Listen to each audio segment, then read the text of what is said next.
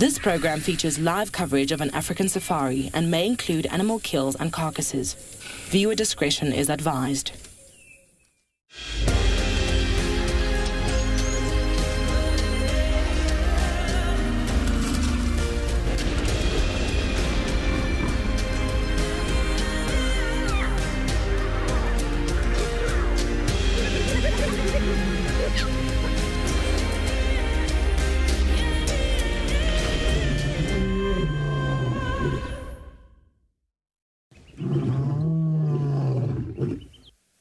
Good morning everyone and welcome to another sunrise safari all the way from Djuma Private Game Reserve and many other places. We are sitting still on one of the main roads as we had some lions roaring this morning. My name is Ali and on camera with me today is Darren, and we are very excited to be looking for the lions. We don't always wake up to roaring lions, but we're just parked here waiting to see if maybe they'll roar again. We're going basically on their audio to try and locate them and see where they are, and it kind of sounded like it was coming from this area.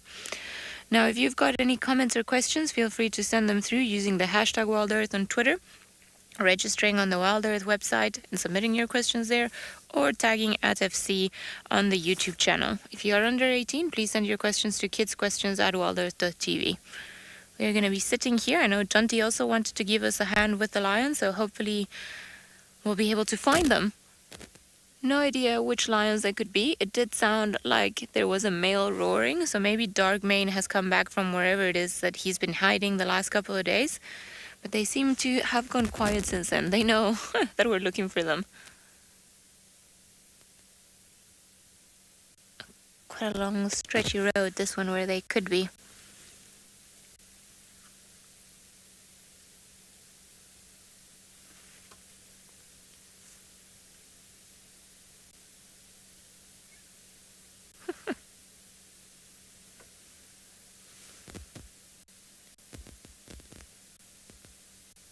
We only need them to roar one more time. Otherwise, we're going to have to start driving and just look for tracks, see if maybe we can find wherever it is that they've been.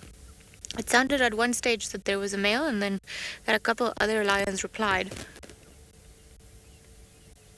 Thing is, on cold days like today, sound can travel a lot further away. So we are on the boundary road between Arathusa and Juma, and Arathusa is a property that we cannot traverse into. So I'm hoping that the lions are on the main road or just on the edge of Juma so that we'll be able to see them.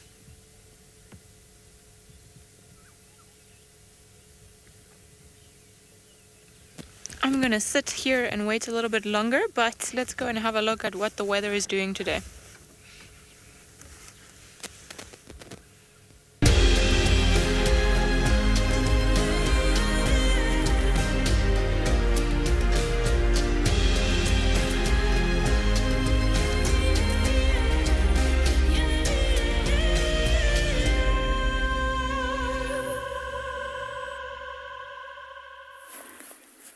Good morning everybody and welcome to andBeyond Pinda. We've just stopped on a little bit of a hill here and are admiring the sunrise. It looks absolutely incredible. So it's just sort of rising a bit over the sand dunes a bit in the east there where the ocean is. My name is Chris and behind camera today we have Odie. So yeah, this morning we are going to head towards the floodplain where we are hoping to find maybe a few animals around there and do a bit of birding. We did hear some alarm calls of what sounded like Ngala a little bit in the distance, so we'll go and have a look to see what we can find, what was causing that ruckus down that way. But yeah, you can see the beautiful mist through the valley there. It's incredible. It looks like little small lakes all the way around. It's a beautiful morning. It's not as cold as I was expecting to be. Normally at this stage we'll still be wrapped up in scarves and gloves and all sorts, but yeah, it seems to be quite warm this morning, which is a very nice treat.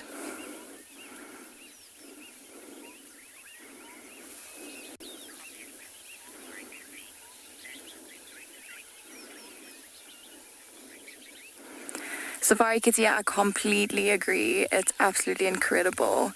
What a treat this morning to have such an amazing sunrise. It's definitely my favorite part of the morning, just to sort of, sit and relax and kind of, wake up a little bit and watch this, incredible landscape with this beautiful sunrise. Kind of makes me excited for the day to just go and explore and see what we can find.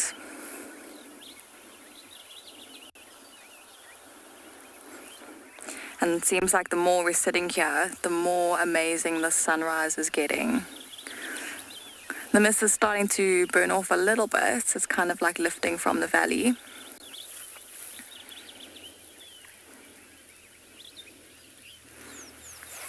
Yeah, it'll be interesting to go and see what those alarm calls that I was talking about. It could be any one of the predators that might have been causing the alarm call.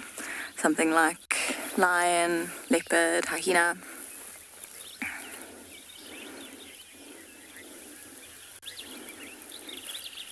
Alright, so we'll head down into the valley, see what we can find, if we can maybe see what was causing those alarm calls. But we're going to send you over to JP.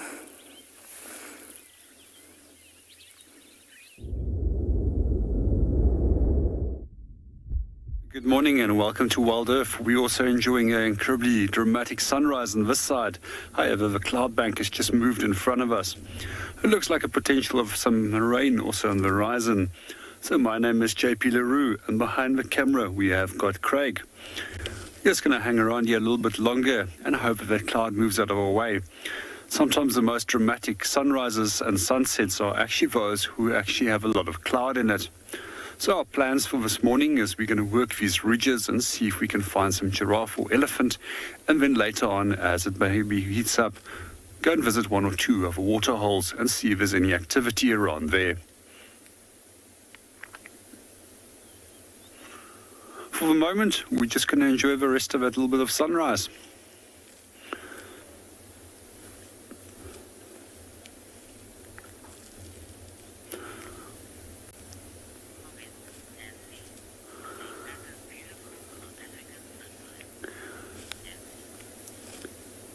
Good morning, Nancy, and welcome to the show. You can just never get tired of sunrises and sunsets, especially in Africa.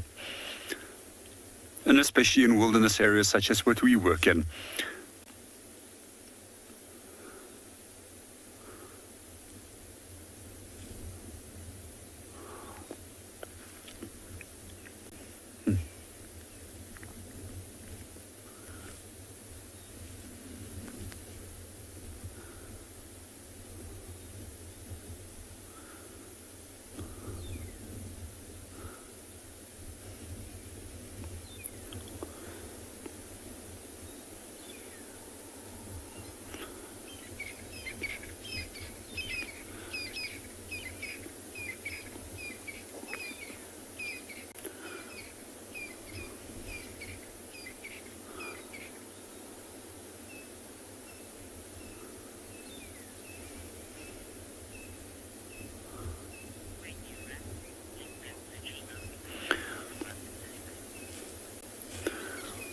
We're going to hang around here a little bit longer and enjoy that sunrise.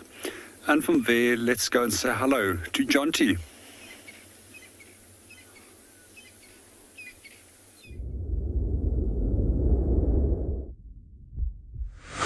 Good morning, JP. Good morning, everybody. Welcome, I'm Jonty. Got Morgan on the camera. So we are working a similar section to Ali this morning. We heard lions roaring, and we've come into this area to try and find them. It sounds like Ali's checking the boundary to see where the lions crossed in, if they did cross in, because it is possible that they were still off of the property. And I'm just checking sort of a little bit inside the boundary in the direction that they were calling from. So it's a little bit of driving, checking for tracks, and then also switching off and listening and hoping that they'll call again, just to give us one more little clue. But it looks like it's going to be a beautiful day. The sunrise, there are clouds. It's not exactly a clear sky, but it is much clearer than it was yesterday.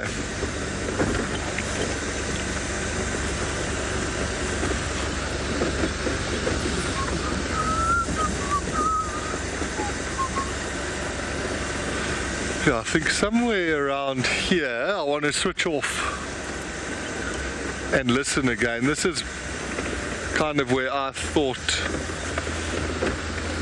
the direction. Oh, there's an elephant. No ways, it's an African elephant. Yeah, can you believe it? I'm just going to try and get us in a position so we can switch off, listen for the lions, and enjoy. I wonder, it's now put its head behind the bush. Let's see what this elephant does.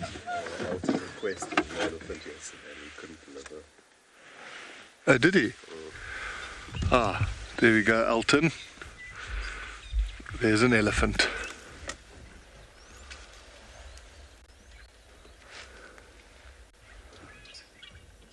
I wonder if this is not that group that's got short trunk moving with them.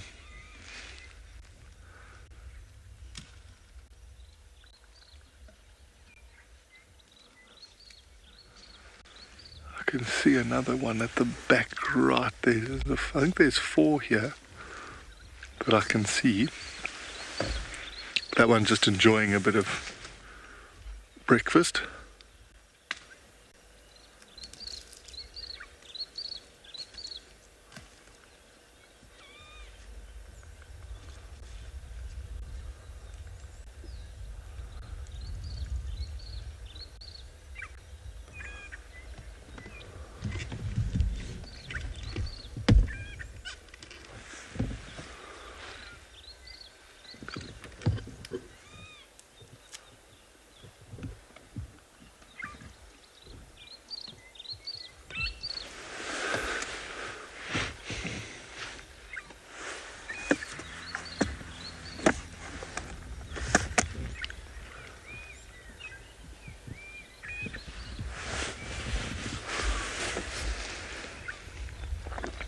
Yo.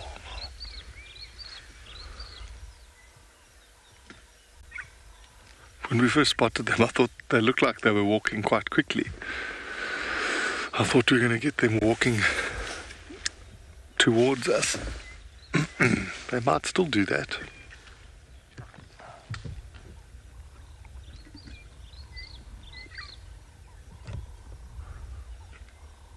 They must be looking forward to sort of the changeover into summer. Some of this dry stuff that they're eating can't be too exciting.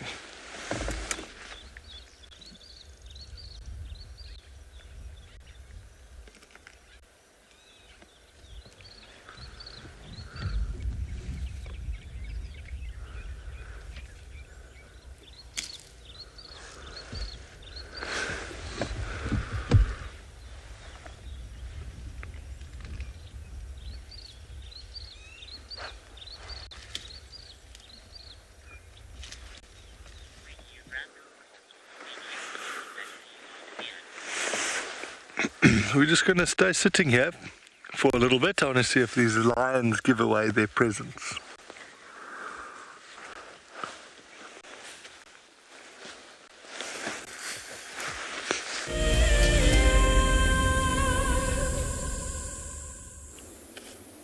Good morning and welcome to Bushwalk. So quite often we just choose to go and sit somewhere quiet and look and listen. And we listen for all kinds of different sounds. which can maybe give away the presence of certain animal species. It might be the breaking of branches or the distant call of a leopard or a lion or a hyena that we would like to follow up on.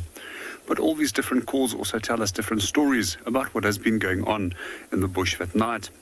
So we would like to encourage you to also sit and listen and enjoy the sunrise that we have at the moment.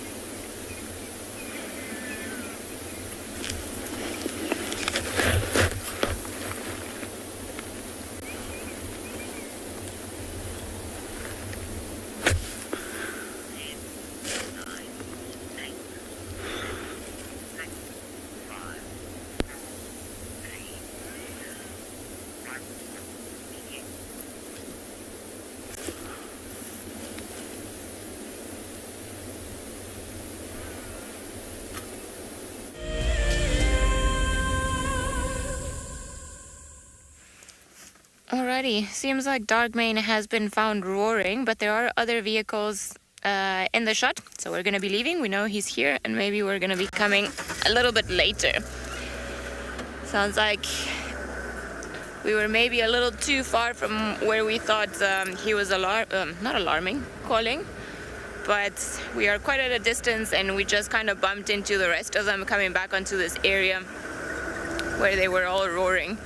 Well, where he was roaring. So, not to overcrowd him, I'm just gonna leave, but good to know that he is around there, and there's a very good possibility that he's just gonna stick around for the morning. He didn't seem too particularly worried about going anywhere, so it was a short and brief visual for now, but I'm sure either me or Jonty were gonna go back there later, which would be, it will be very nice. He doesn't seem to be in a rush or anything, but I still think that there were more lions roaring somewhere else, because it was definitely sounding like there was a male, and I'm not too sure, but it sounded like some other lions were replying at a further distance. So I wonder, other lions here, and perhaps he's calling the Talamatis. I mean, he hasn't been seen spending too much time with the Nkuhumas.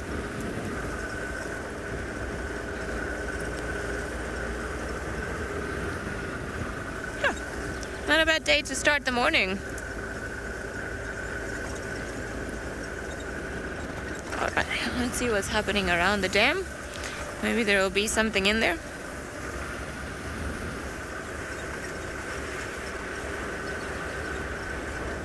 And we're going off into the mist. Seems like a very misty day today as well. Oh, it seems like Jonty has got some creatures that are already onto their breakfast. Let's head over to him and find out who they are.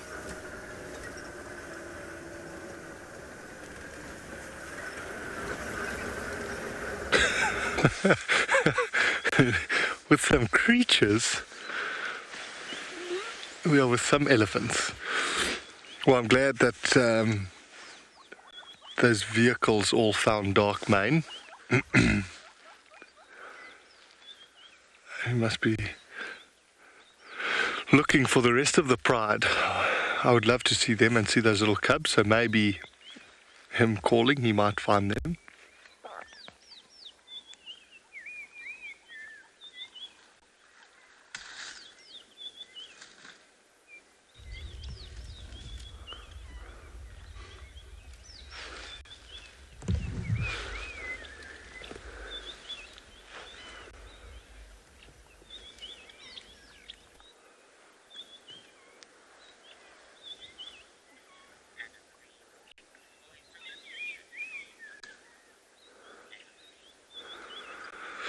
Anna Marie, it is, and it's there's such a beautiful, I don't know, maybe I should reposition so we can see the sun, but it really is beautiful.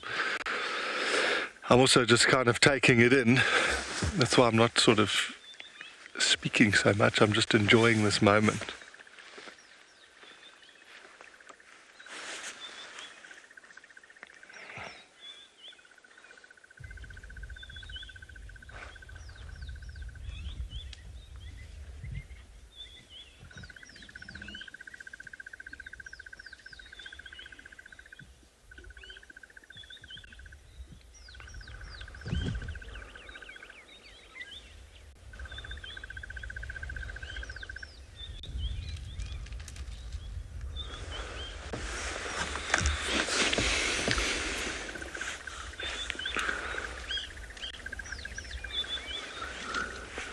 There's actually, oh, it looks like a small elephant there.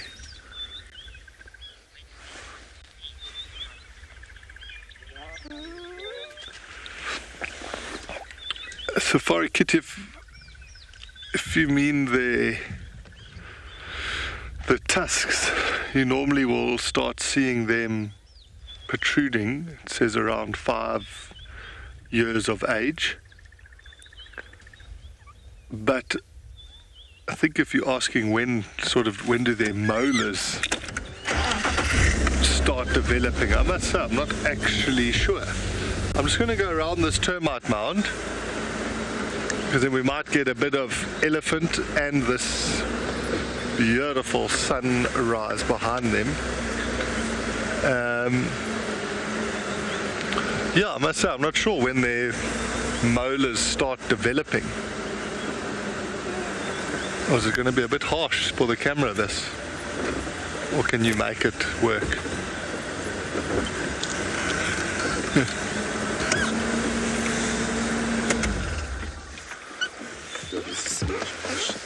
While we sit with these elephants, you're going to head back to JP on a bushwalk.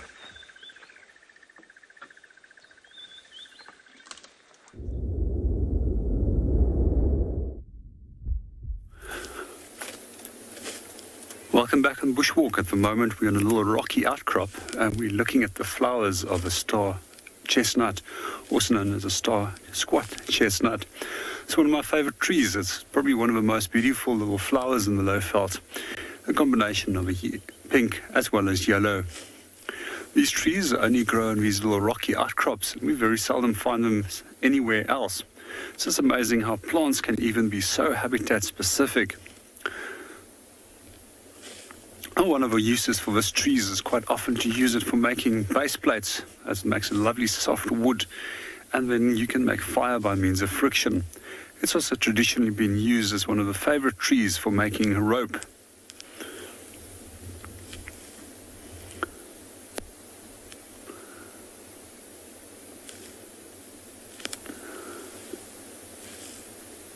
It always amazes me to see how elephants actually also can climb onto these rocky outcrops and come and break off the branches of these trees.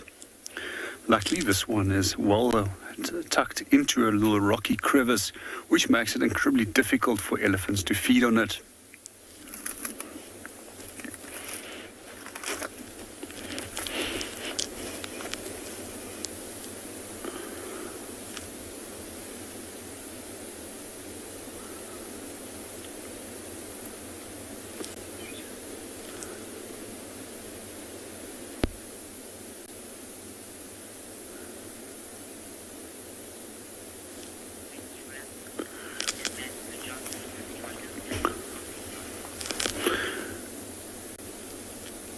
And meanwhile, we're going to move off and go and see what we can go and find. Let's go and see what Jonty and his elephants are up to.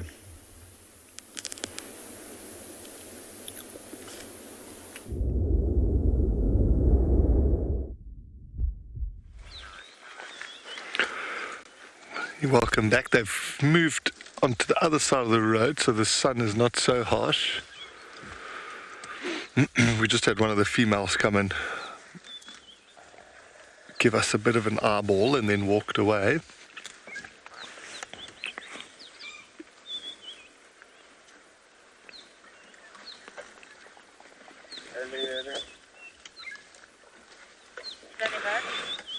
So I'm trying to remember, I think was it Safari Kitty?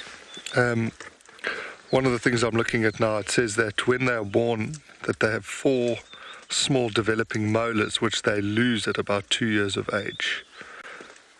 And then each set of teeth thereafter lasts for a longer until the final set.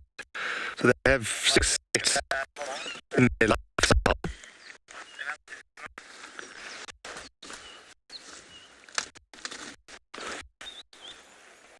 Oh, look at the light on this one walking towards us.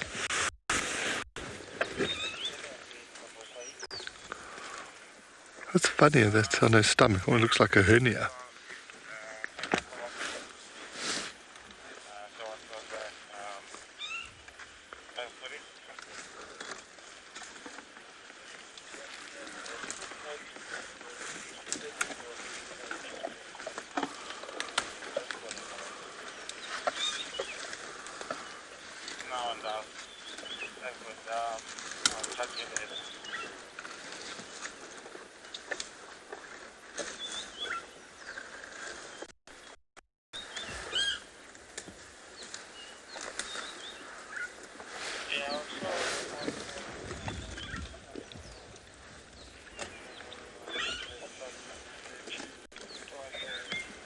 Oh, that light is good, eh?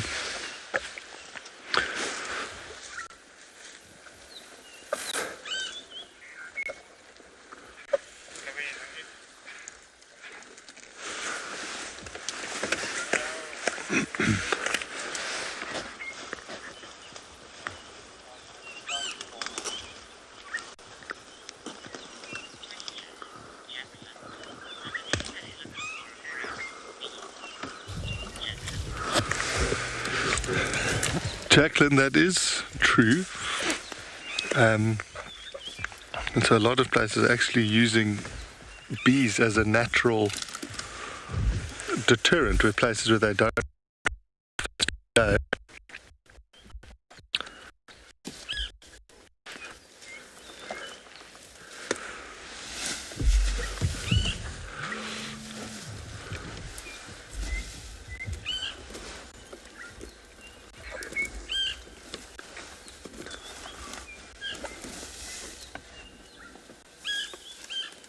They really don't like the sound of bees, especially a swarm of bees when they're sort of on the move. It's not something that I've seen very often, but if you see a swarm go past a herd of elephants, it causes quite a bit of panic.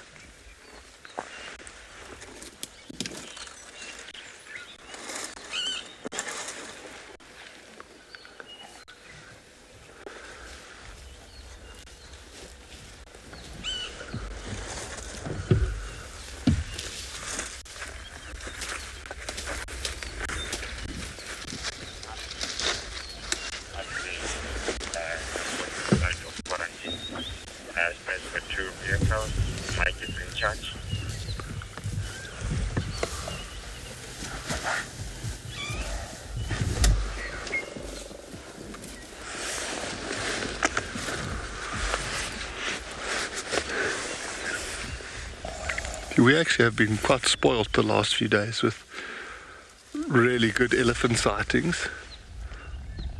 Oh.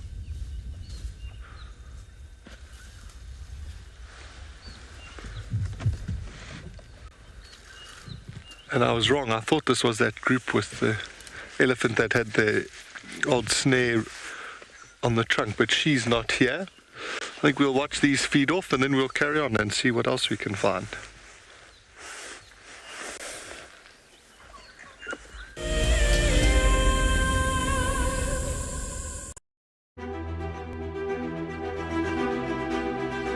My name is Nomfundo Ndlovu and I'm the Senior Project Manager for the WESA Schools and Youth Unit. I'm a qualified horticulturalist. I'm particularly passionate about supporting schools towards working through their sustainability journey and towards food sovereignty through our food gardening projects.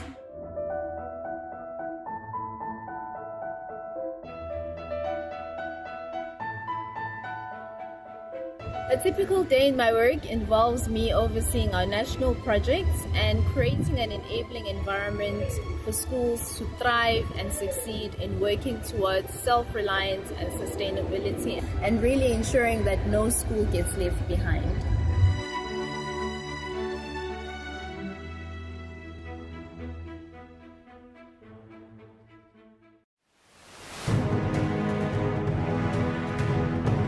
Being nominated to the top 5 and finally being here, for me it's an achievement. Tracks, I believe I did quite well, and the walk, and sometimes you often drag their feet forward. the storytelling as well. So yeah, I think that's where I see my strongest point. And then that was the opportunity of the Grebe. I say the bidding and the call, definitely for me it was quite a big challenge. Guiding is not all about the award that we have had, but in sharing the experience and continue to do what we have passion and love.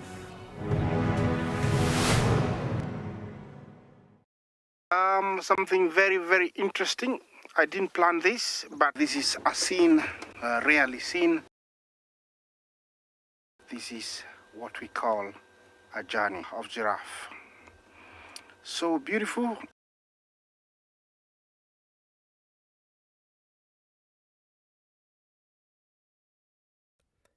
Tune into WildEarth every single day. It's in your nature.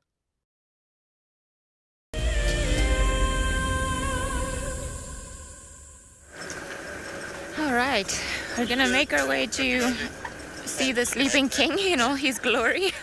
He's sleeping in a very funny way. I don't even know which way is gonna be better. Probably just behind.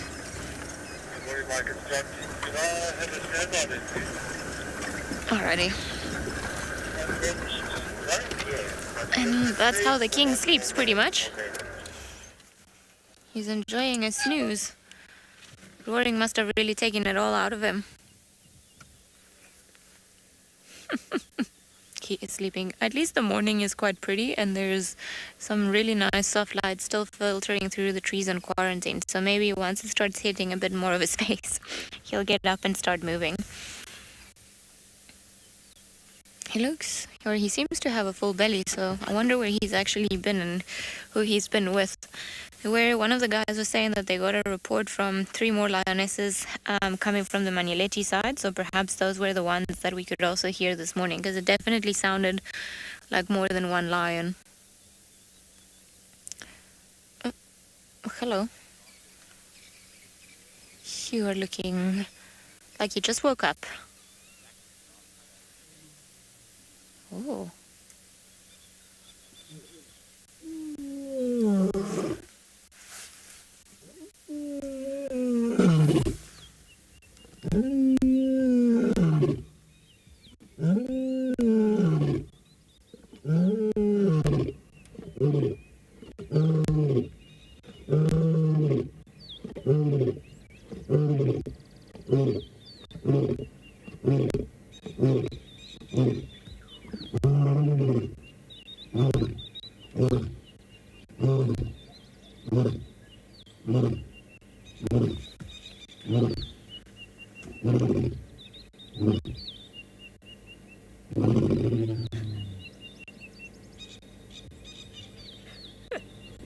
Well, thank you for that. That's probably the best way to start the morning, is with the lion roaring.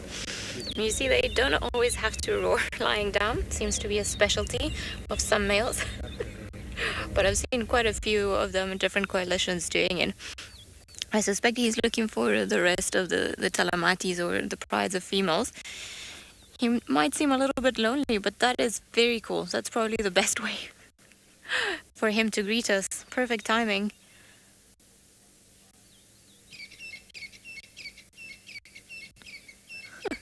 Now I kind of want him to do it again.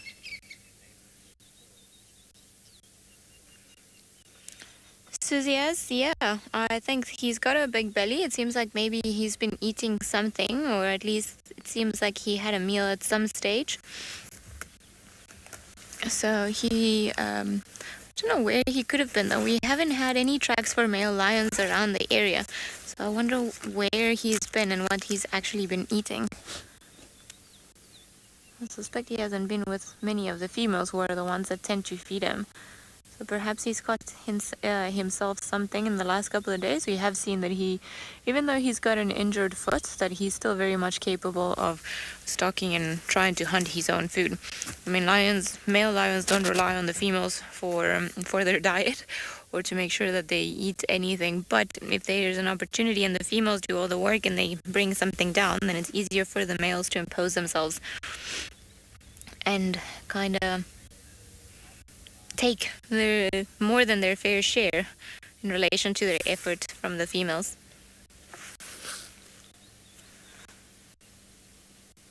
Well, that was a very good start as a sighting. Now he's just gone back to sleep, but the sun is slowly rising and he's sleeping directly with his face facing the sun, so I suspect at some stage he's going to get annoyed with the sun and maybe he will move or reposition himself. Maybe he'll just face the other way to have the sun again on his back. So there's definitely no running on quarantine today. There is a male lion around.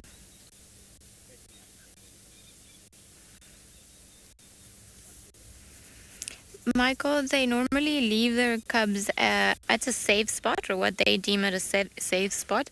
So normally it'll be thick vegetation or areas where they can find a hiding spot, especially if they're little. If they're very little, let's say less than 2 months old or so, they stay at a den and then don't really join the pride on their movements. And then once they start getting older, then they start moving with the parents when they hunt. But often what will happen is when they don't really have like a set house or a set den that they come back to every time once the cubs become more mobile, like the ones of the Nkuhumas we saw the other day. What will more likely happen is that they'll move, and if a hunting opportunity presents itself, then they'll let the cubs know that they've got to stay put, and then they just leave them in an area, and then the females move off and start hunting. Because when they're little, they ruin more than one set of hunts, and it takes them about 2 or 3 years generally to start participating in the hunts without causing too many problems and giving the position away. It's a lot of strategy for lions when they go hunting, so they can't really have the little ones because they'll become a nuisance.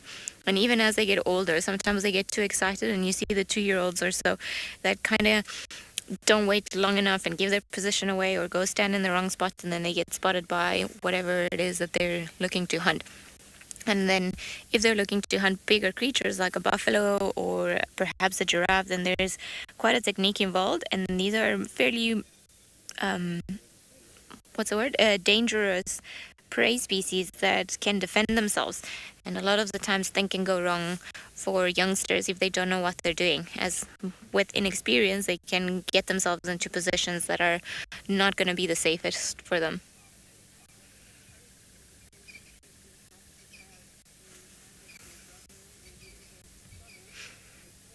I wonder where you've come. We didn't see any tracks for you. Maybe he was in Bofosuk or in Manileti somewhere, and then he's decided to come back to quarantine. Actually, I haven't seen him for a while, for almost like a week.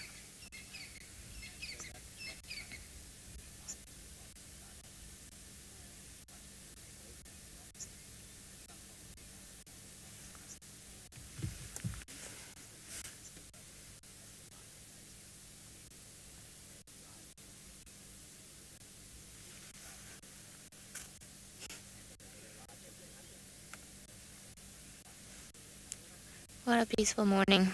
Somebody's enjoying the Friday, as they say.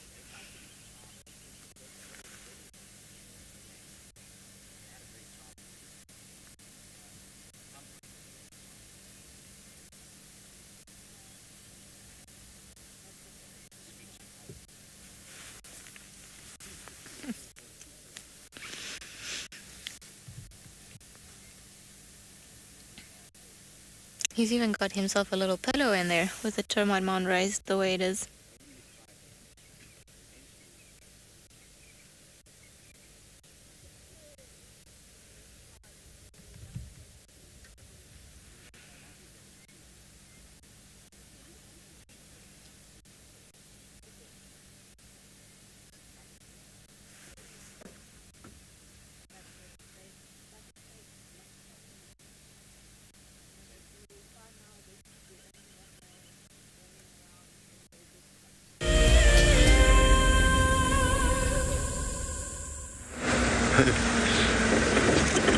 Yeah, that sounds so good, basking in the sun.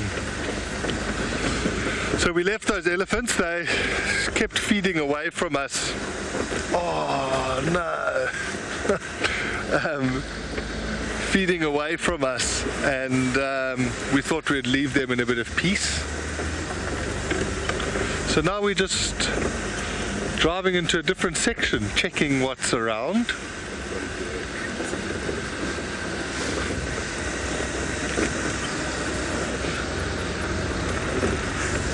Just also enjoying this morning sun. It really is beautiful.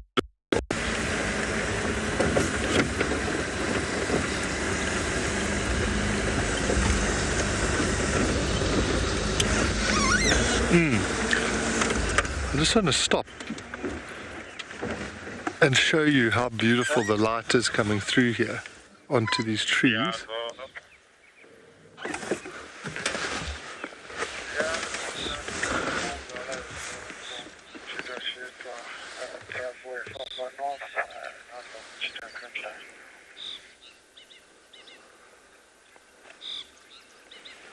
Okay, copy that.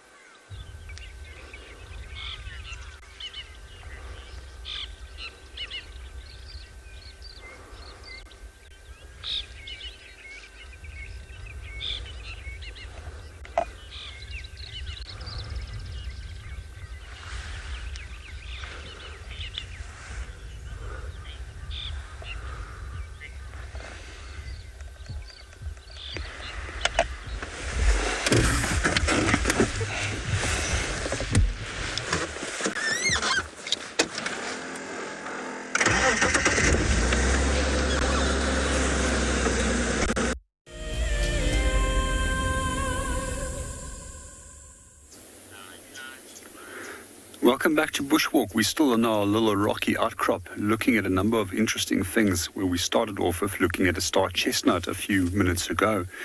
And one of the things that we've noticed is that elephants have climbed up here to come and feed on this tree. And yeah, we can see the elephant's dung that's still remaining over here. This is already quite dry and old and must have taken place quite a long time ago. There's also little pieces of fragments of the star chestnut itself. As mentioned earlier, the wood is fairly light and is brilliant for making base plates so that you can produce fire by means of friction. We'll use a harder stick like a raisin bush for your friction stick. We also noticed that there's a number of wood-boring beetles that have actually been feeding on this, and it almost decomposing it into a powder-like form. Now this will then become available as nutrients for green plants again. We've also noticed that we found a few shells of a giant land snail. We just put them up there for you. These are unfortunately dead. And this is one of the largest snail species in Africa. And they can even get up to 3 times the size that these are. So in many of the African cultures, they actually are considered as a very tasty meal. With certain tribes, such as the surname, it has a surname of Chauke, this is actually their tribal emblem or totem, and there it is an absolute taboo to eat these snails. It's also quite interesting that people will actually collect these snails and actually trade with them in the pet trade. So therefore, it's always important not to remove anything from the wild, as these can often create imbalances in other ecosystems, as it's currently doing in California, where these snails have no natural enemies. With an environment like this, their natural enemies are actually firefly larvae, which will feed on them. Some of the other interesting things that we did find right over here on the outcrop is these quills belonging to a porcupine. And quite often porcupines do go into rocky crevices, and they'll often use them for den sites. They can also use old aardvark burrows, which they will modify, and sometimes quite elaborately modify them into very, very deep holes. Quite often these crevices, as well as burrow systems, are marked by bones that lie in the front of it. I just wanted to tell you a little bit more about these quills. So they're actually modified hairs. They consist of keratin, and we can see that they consist out of black and white bands. These are actually warning colors. They are universal warning colors, and they often which will warn predators to stay away from them.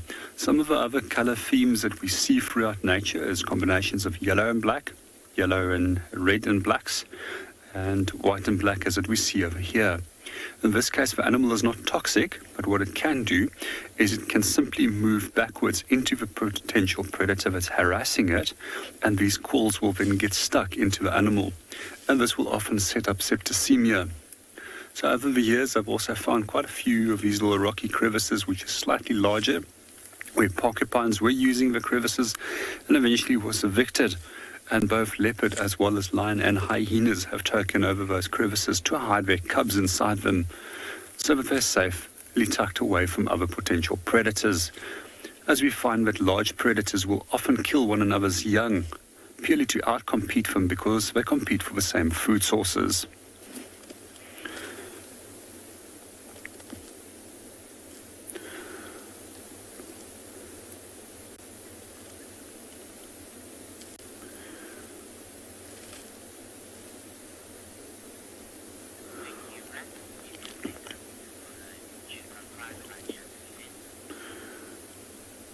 From here, we're going to move on and go and see what else we can go and find. But in the meanwhile, we would like to tell you a little bit more about the Juma fireside chat that will be taking place on the 12th. While the African bush is desperate for rain, spring is certainly in the air. Fresh green leaves are sprouting, flowers are adding color to the landscape, and many animals are preparing for the birth of their young.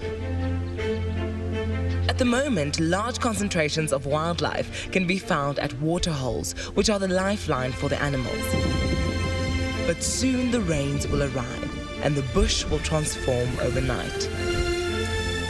Seasonal rivers will start to flow, the bush will be filled with baby animals, and it will become a time of plenty.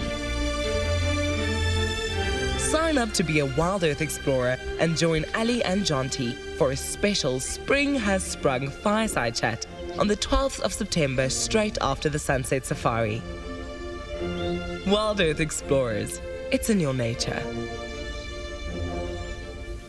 Well, seems like Darkmane has definitely found his sweet spot, and he's sleeping in, well, quite a unique position.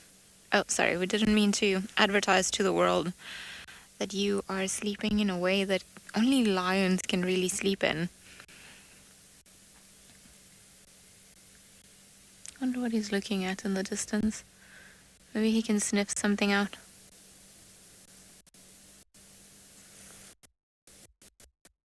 Can't really see anything, but there's definitely something there that piqued his interest. Well, that's looking nice.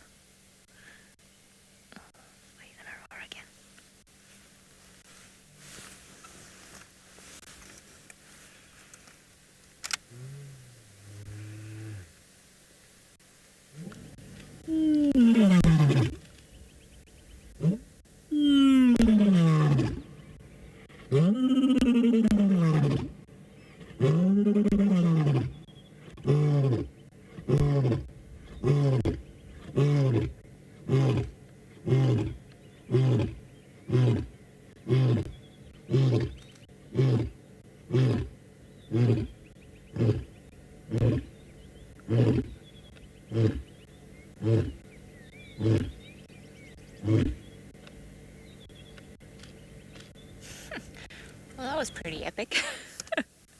He even got up for it. He's definitely looking for the rest of the lions. I suspect the ones in Manyaleti, those are the ones that he's looking for.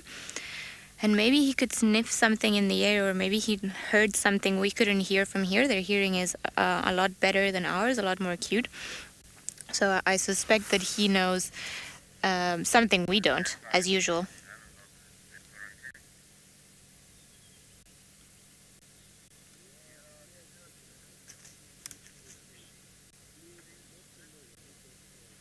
Now there is a bit of grooming.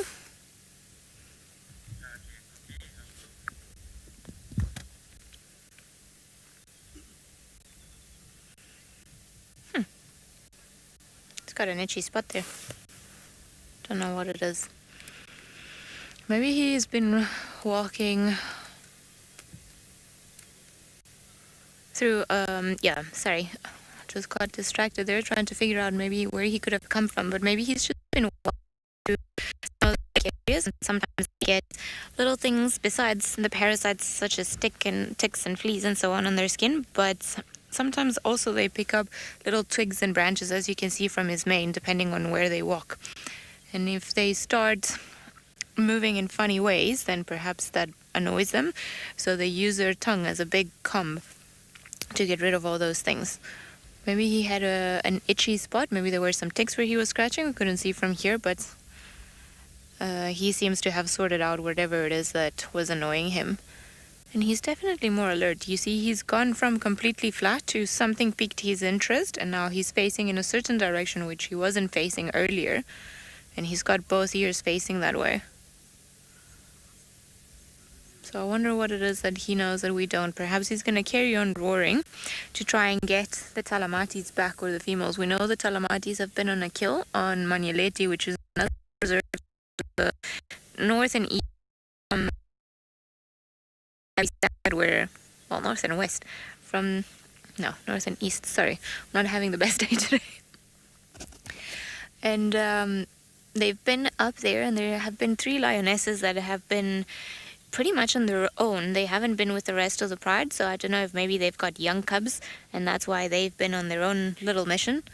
But I suspect he's trying to reunite with them, because as we were saying earlier this morning, it wasn't just him calling. It sounded like a male, and then some other lions were answering far in the distance. So perhaps maybe they've answered while we've been here, and that's why he got up and then he could hear them far away.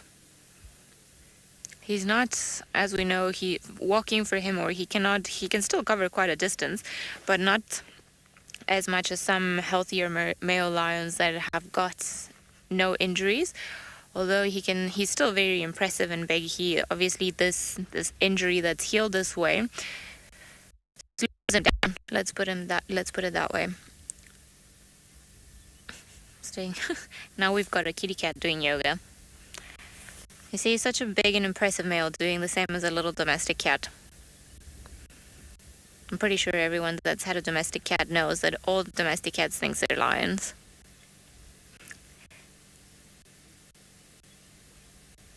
I've had a few cats that have the same attitude. They don't roar, but they do let you know who's in charge.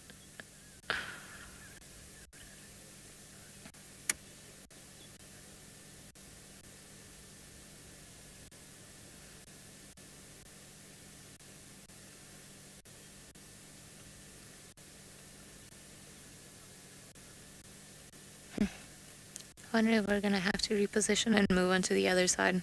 You see his nose is up, he's sniffing different things that are up in the air, deciphering all these olfactory cues and just to try and either look for a prey or the rest of the pride.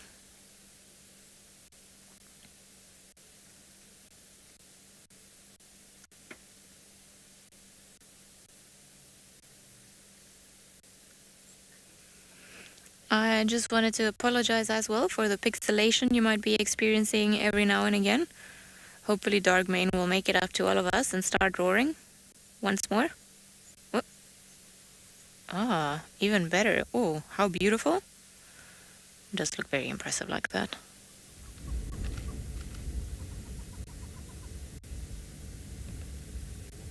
So you see his front right foot is the one that's injured. And it kind of takes him a little while to warm up, and then once he warms up, then he starts walking with a bit more ease than what he is now. I suspect he's maybe just coming to the shade to rest.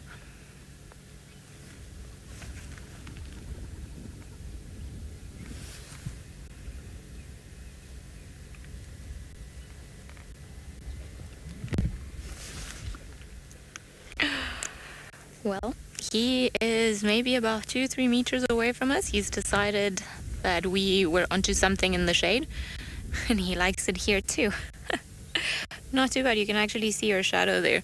So a lot of the times, although we are not going to be moving or making any sudden movements, because obviously the lion is very close to us, the fact that he's decided to approach us just shows how relaxed and habituated this cat is with the vehicles. If we were making him uncomfortable in any way, he would have walked away or would have chosen another spot. There is plenty of shade all around. But I'm going to feel special for the day because he wanted to come and spend some time closer to us. Now he's facing a completely different direction from what he was earlier. There were some impala in the distance, so I wonder if maybe that's not what he's sniffing out right now. Maybe he's hungry.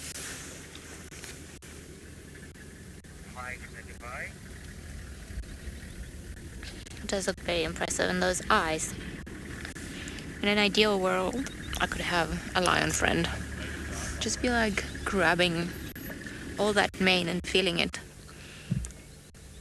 And he is very big. He's very impressive. And how beautiful is that golden light now filtering through?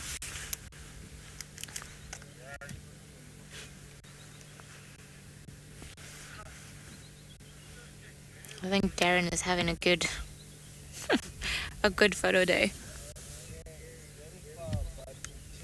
Definitely putting on a show on this time. Yeah, he's definitely putting on a show. We complain sometimes about male lions not doing a lot, but at least for now he's kept us well entertained. I think it just got too hot for him where he was, and if you've been walking for a while, then your body heat obviously goes up, and I think maybe that body heat of him moving, because he was definitely not here yesterday, plus lying down in the sunlight, made him too warm. So he's come here where it's kind of shady. And I wonder where if he's gonna be around here this afternoon or move up somewhere else. I suspect that he's gonna spend pretty much the whole day here. Lions tend to settle throughout the day in a particular spot, although of course there are always exceptions. But it's starting to get hotter earlier in the day, and when that happens, then the lions stop moving a little bit earlier. Sometimes in the deep of summer, by 7:30, it'll be so hot that you'll find all of the lions and the big creatures just hiding away in a shady spot. They tend to move when it's cooler, although it feels quite cool today, so could be that he moves during the day a little bit, but I suspect he's gonna be waiting here for the rest of the pride.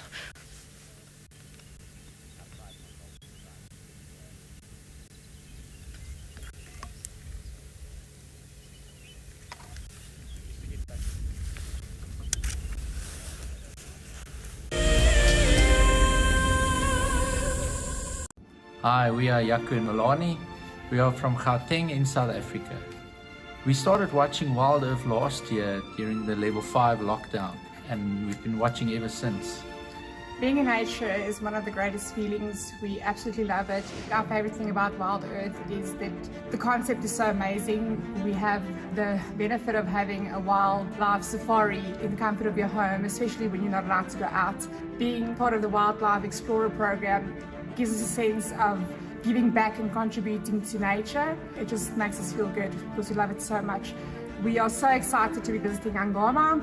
It is obviously, I think for most people, an absolute dream to visit the Masai Mara. We can't wait to go. Thank you very much for this amazing prize, WildEarth.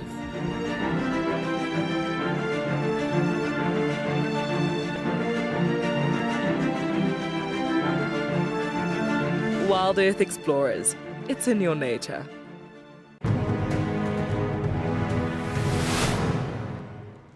We got there, he had probably moved a couple of hundred meters down the river and was about 10 meters from this causeway.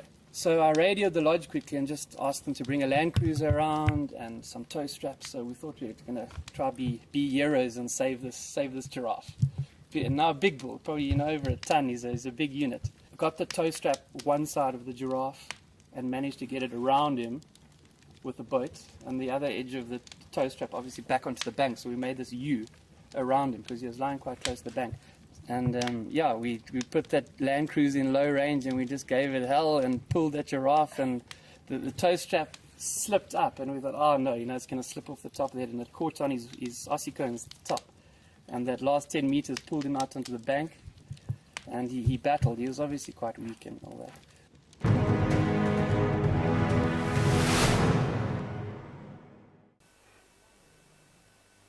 This is a battle of two great carnivores of the African wilderness. Whew. Whoa! You don't want to be under those jaws. Definitely, this round goes to the lion. Look at that. Fantastic. Expect the unexpected here on WildEarth daily.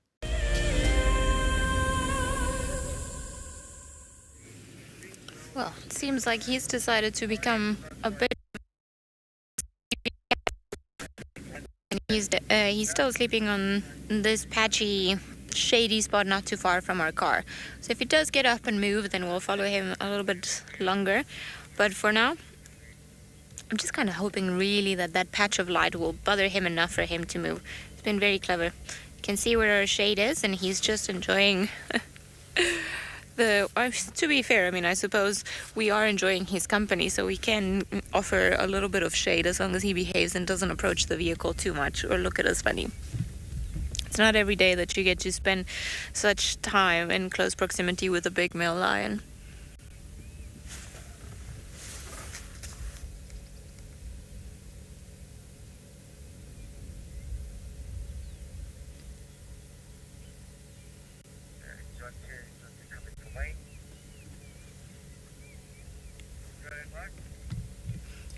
Daniel, imagine a lion's tongue.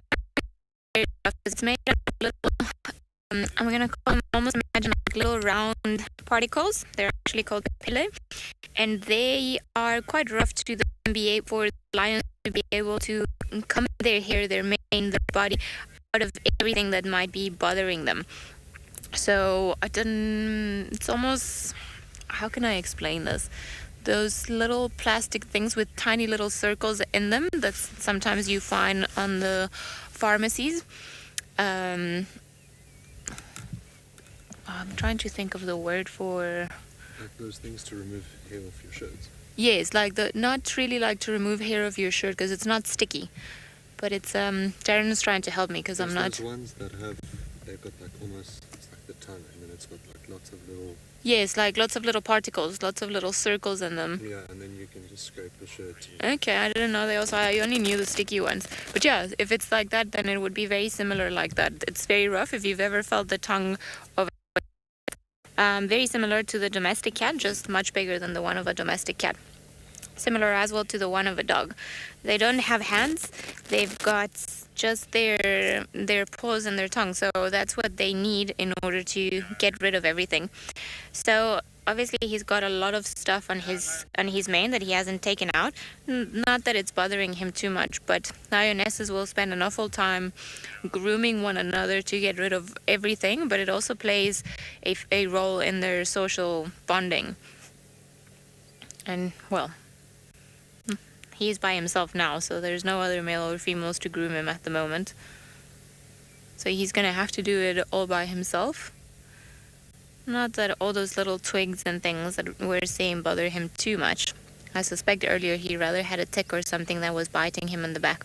And it's common for them in the areas that they walk. They pick up parasites, even for us. If you go walking in the summer, you will often pick up at least pepper ticks or something that catches or latches onto your skin.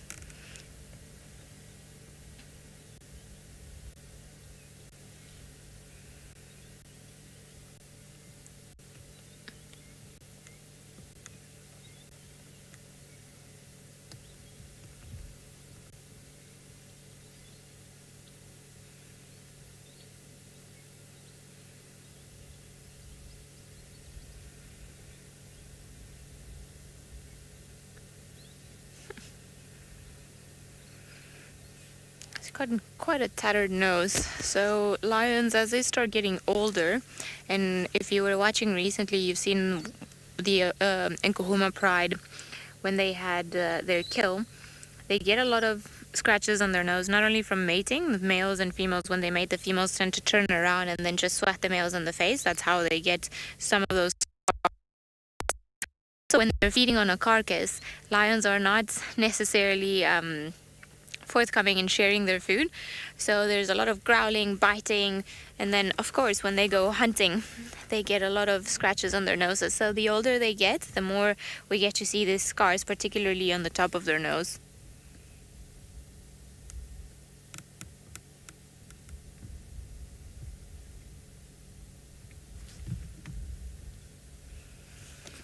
Darkwing, you've been around a while now.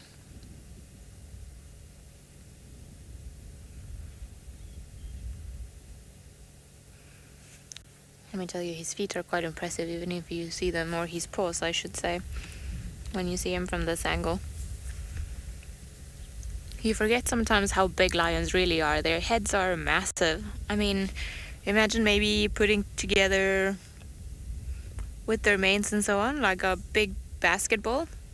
That's just around the eyes and the ears. And then add another basketball in front to get the right length of the head. Hope that's helping as a description.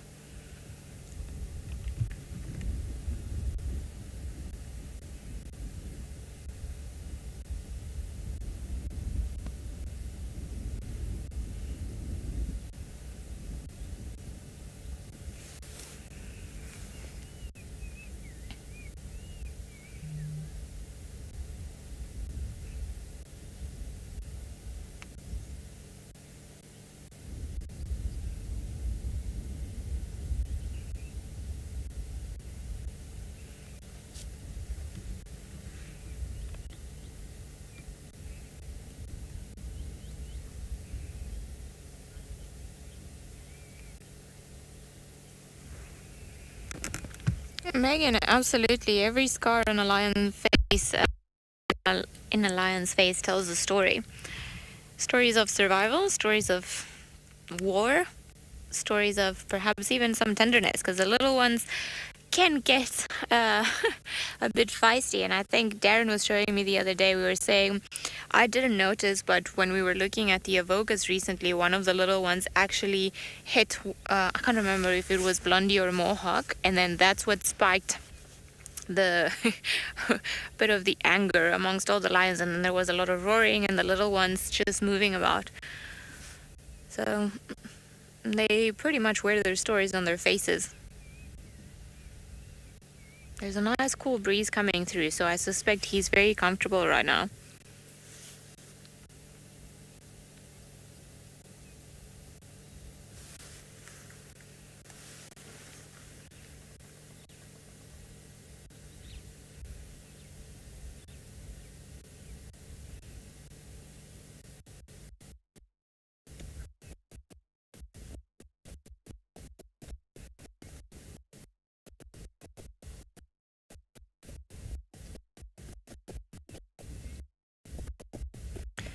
I used to work in a wildlife rehabilitation center, so I've been lucky enough to feel the skin of a number of animals. Not because we used to handle them or pet them, but sometimes when a procedure needed to be done and we needed assistance in moving them when they were sedated, then that's when you got the opportunity. It's very rough. Imagine almost not quite the same as a broom, but it's not soft hair. It's quite coarse. Especially, well, the mane, and then of course the rest of the body. Same as leopards. Leopards almost feel like a rug. You know, if you sort of pat a rug against the, what do you call it? Against the, like if it's facing this way, you go against the grain. Against the grain. Thank you, Derek. Today. Then that's kind of what it feels like for leopards and the lions. But although they look very beautiful with this flowing manes up in the air, they're not really soft. They wouldn't be good for a commercial for a conditioning shampoo.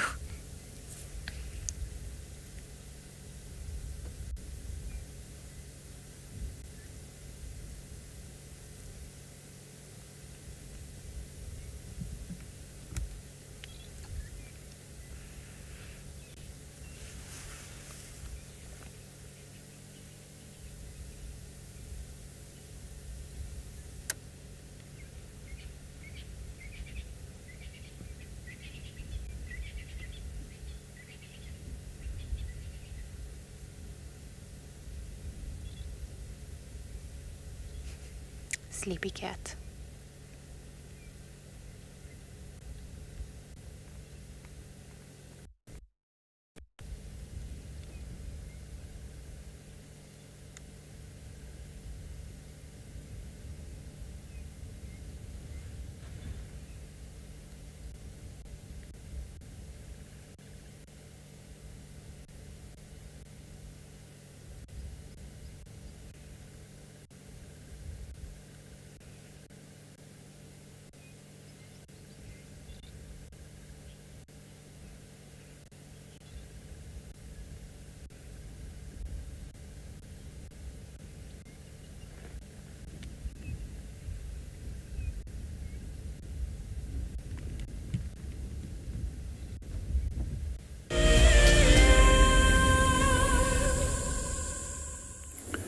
Welcome back on Bushwalk. We're just busy looking at elephant damage where elephants were feeding.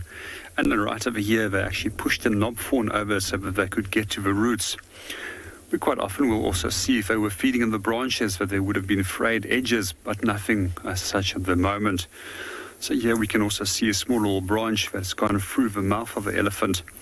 And quite often what they do is they take the trunk, pull this through the teeth, and just pull off the outer layer and the inner layer of the bark, which they after, and then dispose these pieces of wood.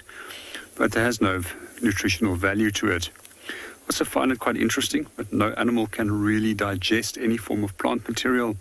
But what we find is that but most animals that are feeding on plants, as well as ourselves, all have different bacteria inside our stomach which assist with the digestion of that food. And something else we just wanted to point out is that if you follow us right over here, that's also where another tree has been pushed over by elephant. It's actually two different trees. One is a knob fawn and the other was a corkwood. And we can see how the grasses grows in between these in a protected way as they are much higher. We can also notice that nothing else has been eating these grasses because the thorns and the branches have been protecting them while they are here. But what we'll notice at the later parts of the winter months, when there's an insufficient amount of food available, we'll often have elephant cows pushing these trees away and allowing their calves to come and feed inside there. I've also quite often noticed elephant bulls doing precisely the same. They come to these spots, push the tree out of the way, and then feed on the remainder of the softer, more nutritious grasses, which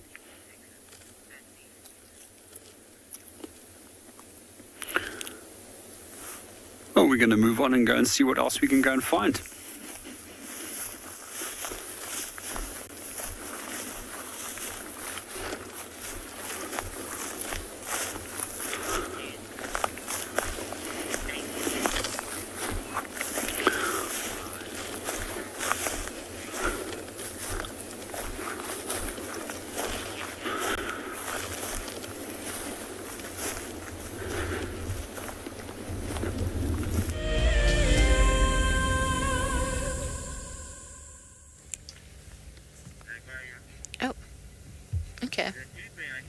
He was sleeping, and then all of a sudden he's decided to get up. It's always amazing to me how they hear things, how they know things we don't. I mean, we've just been standing right next to him, and it's not like I've seen anything or heard anything that might have caused a lion to get up and then start listening. Wonder what it is that he's looking at. He's positioned himself also in a very clever way where he's got his nose to the wind. So the wind is just bringing him all of the information of everything that's around us. He doesn't seem too bothered though. I think his eyes are half closed still.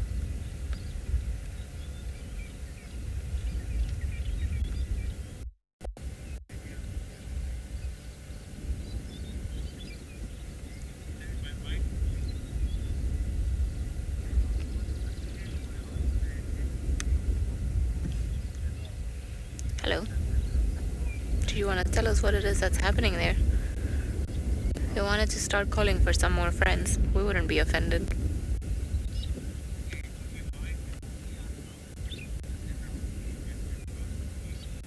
There's a very cold breeze coming through today, and it's been quite unusual. I mean, the last couple of days have been really hot, but this cold breeze is probably a good indication that winter is not quite over yet.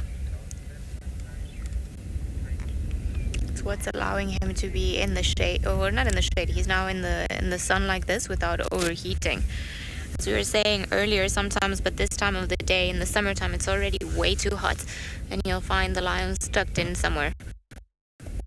But he seems a little bit, I'm going to use the word unrelaxed, like there's something around here that he's pondering about. And he often comes and sleep on quarantine, like I've seen him a couple of times here. Wonder what it is. I don't know if I'm hearing hyenas in the distance somewhere.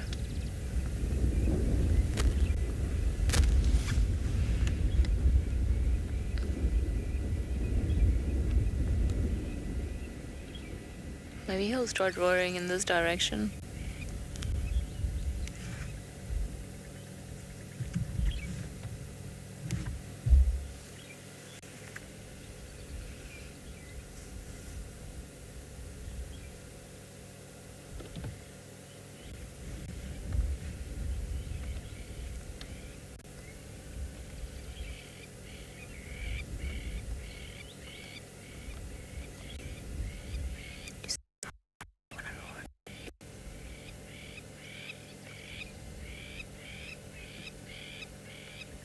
Can you hear a blacksmith lapping in the distance, alarming?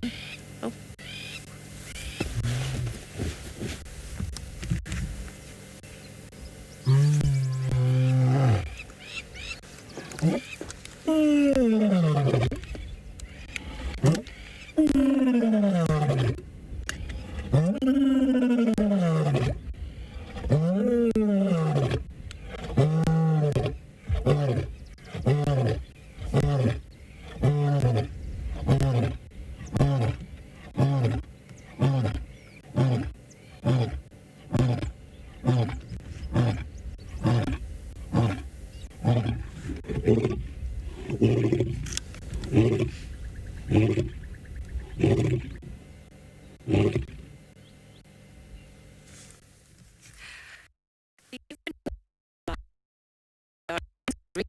For this, it's my utmost favorite sound in the entire world, hearing a lion roar. I think he got tired towards the end and then just sat down or lie down and then finished with it. And roaring is what differentiates big cats from, well, not roaring, but being able to make the skulls. It's what differentiates between small cats and big cats. So lions and leopards, because they don't have a fused hyoid bone that hangs in their throat, then they're able to produce this sound. Also, their vocal cords are not shaped exactly as ours. They're actually more almost on a square level, more flexible than ours, which is what allows them to make such a powerful noise. Whereas the smaller cats that we've got, and including cheetahs that cannot roar, do more of a chuff or a chirp almost. And tigers can also roar. They can make quite impressive sounds.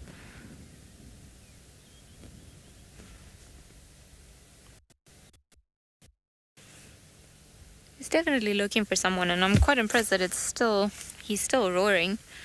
I think he's taking advantage of the fact that it's cold and the sound might travel a little bit more than what it normally does. But I think what we're going to do is, because the shade is changing, we're going to move a little bit so that our shade is not in your way. Let me just move off a little bit. Sorry, Darkbane.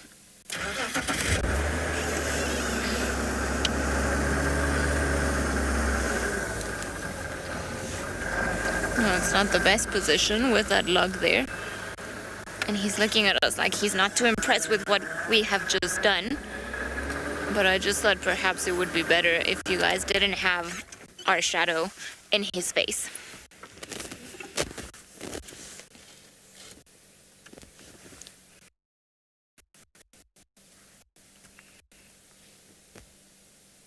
Sorry, didn't mean to disturb you.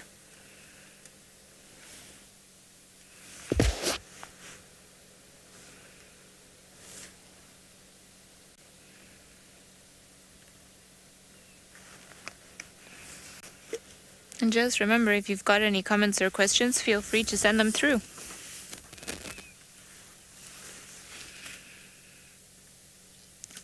Jake, I'm not sure how much energy it takes. I suppose it's almost like doing abs because they've got to pull their diaphragm all the way back.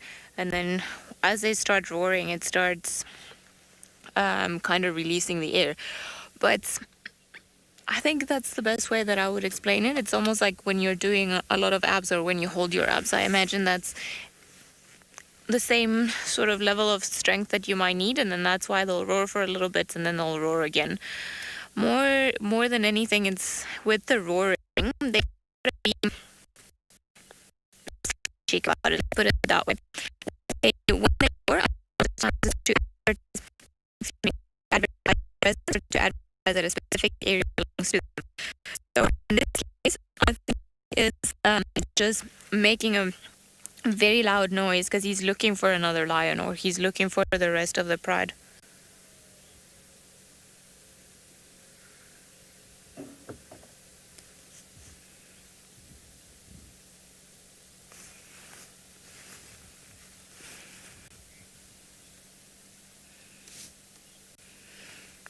Sorry for the pixelation that we are experiencing every now and again, but as I was saying, so a lot of the times they've got to be strategic about when and how they roar. So they have calls that are, it's contact calls, they're a much softer noise. Oh, he is so big. I've forgotten how big lions really are. So he would stand almost, if you've got like an SUV, when he stands, his head would stand above that part of the car. He's just going behind us, and as we suspected, he's looking for the shade. He's decided maybe that he likes staring, apparently, because he keeps going and lying down next to him. Let me reposition the car, because otherwise we're going to be looking at the backrest of the car.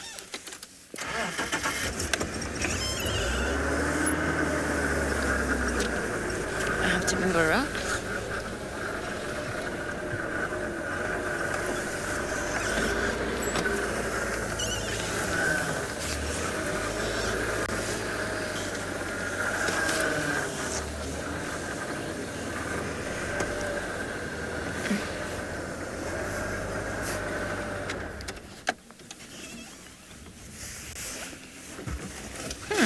Seems like Kim is all the way out in Pinda looking at something in the landscape, so let's go over to her and find out what she's been looking at.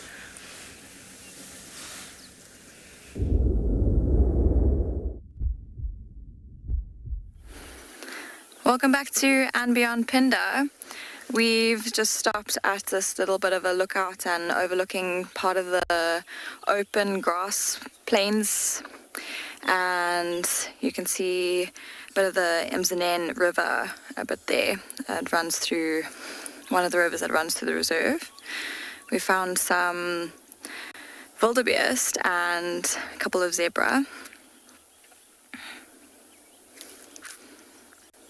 So earlier we were following a male lion and we were following his tracks. Eventually we heard a male lion vocalizing quite far away. So there's a few other rangers that have headed into the area to also try and look for him. So we'll keep an eye out or an ear out, should I say, just to see if they can find them and maybe head in that direction a little bit later. But for now, it's so nice to sort of sit here and watch these zebra and wildebeest, and such a beautiful scene here with the river in the background.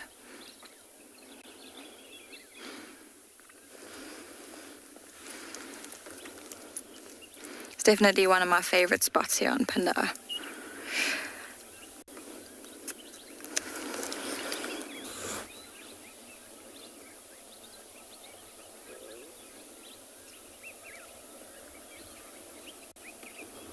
Looks like the wildebeest have started to get a bit on the move. They've headed onto the road just down there in front of us and are actually heading up the hill towards us.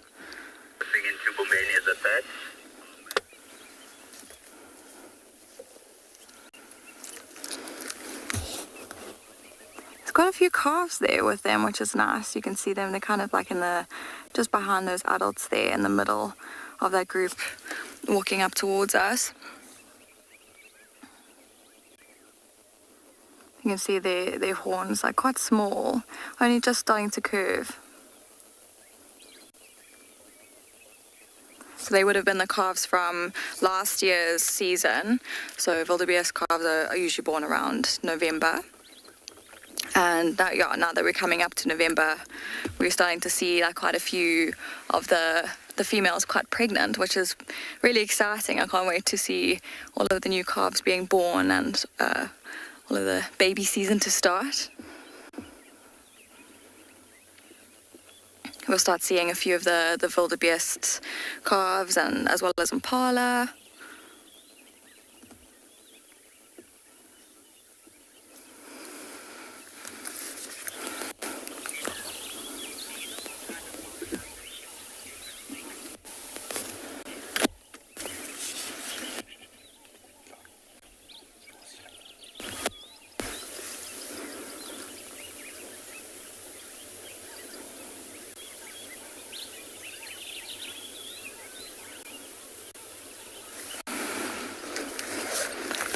So nice to kind of just sit here a little bit in silence and listen to all the birds.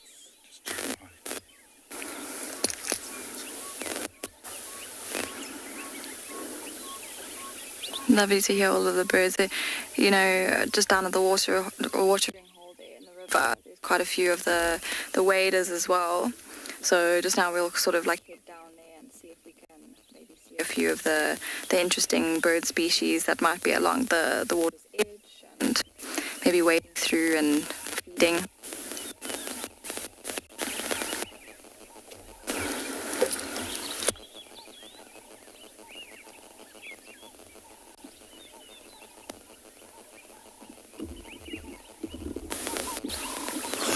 It's funny, while we've been sitting here, those zebra haven't moved an inch. They've just been sort of standing there. You can see their tails kind of swishing from side to side.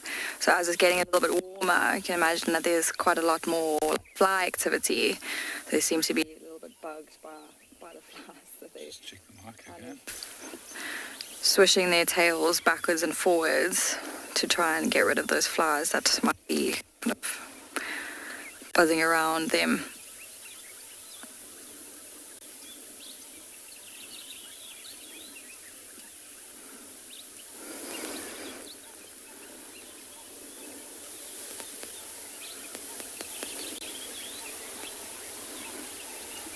See that one at the back is furiously swishing its tail backwards and forwards. Check the mic back again.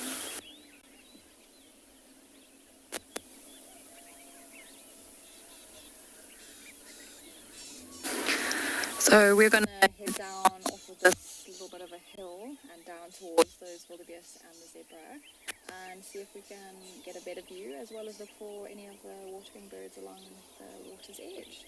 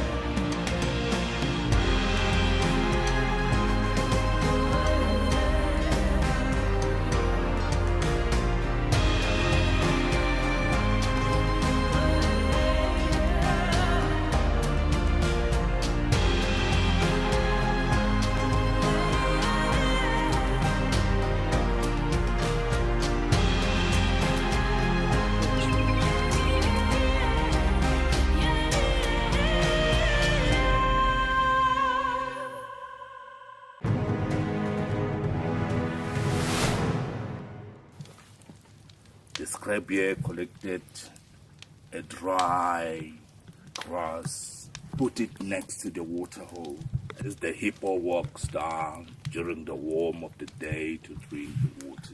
When the hippo arrives, he saw quite a very nice grass, an area not to resist to rest. And when the hippo went down to drink the water, and when he finished the water, he just lied down on the grass. And then, that was the opportunity of the Grebe. You know what? Today is my day to pay the revenge.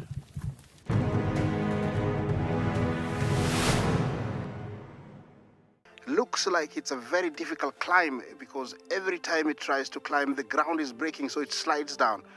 But it's the only one. Look at that. That is the call of desperation with the cub. It's like, what are you doing, mommy? Oops! Oof! Expect the unexpected here on WildEarth daily.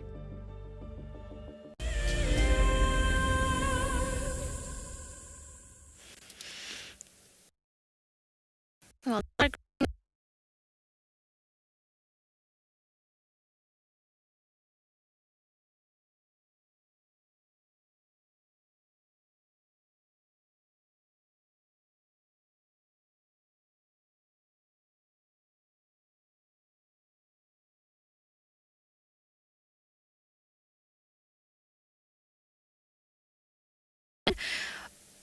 or he's just gonna do that.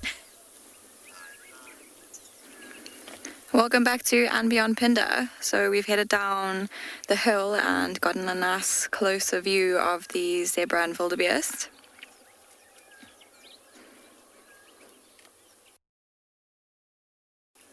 At least the zebra have sort of started to move and they've got their heads down with the wildebeest in the middle there. And they've started to graze as well.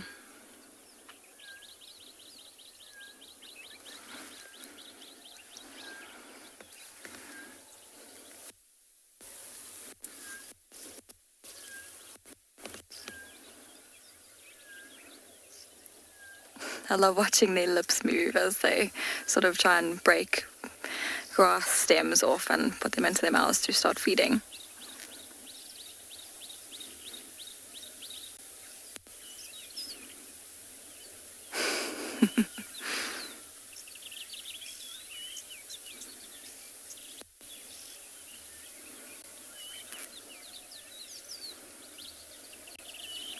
That light looks so beautiful, glinting off of their really, really shiny coats.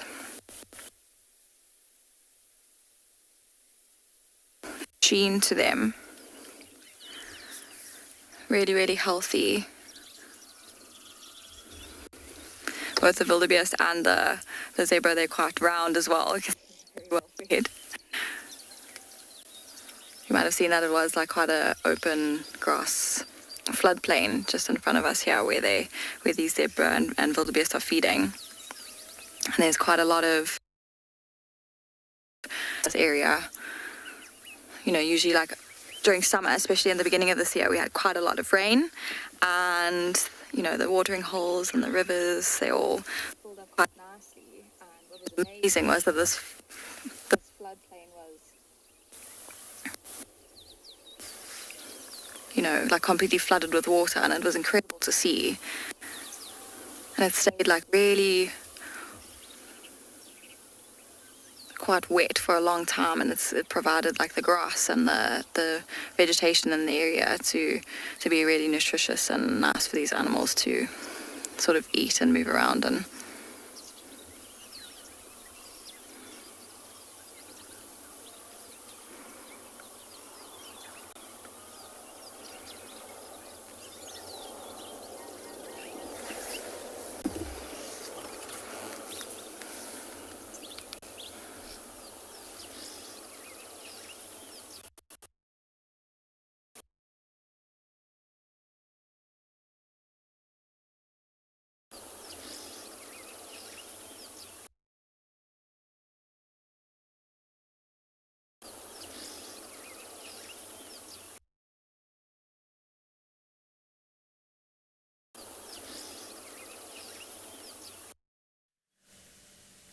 Oh, apologies about that. Seems like some of the gremlins are out and about, doing things they shouldn't be doing.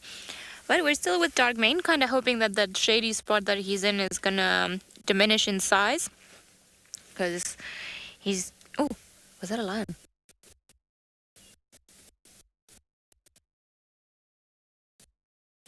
I mean,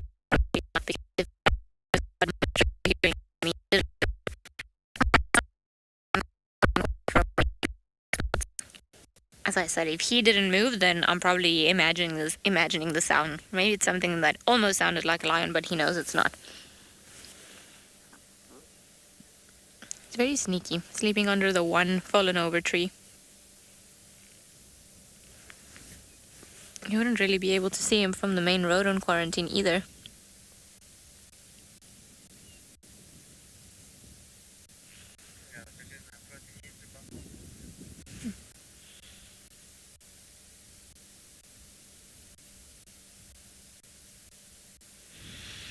It'll be interesting later to go and see where the tracks come from, just to try and figure out where he's been hanging out. And because the last couple of days with the rain and everything, we've just been driving up and down. I think between Jonty and I, we've done all of the roads on Juma a couple of times over. And then today, to have a male lion that was roaring in the middle of the reserve, we can only wonder where he's actually come from. I would suspect maybe Manileti Bufosuk side, and then he's just come this way, just by the direction of which he's been moving since he was found.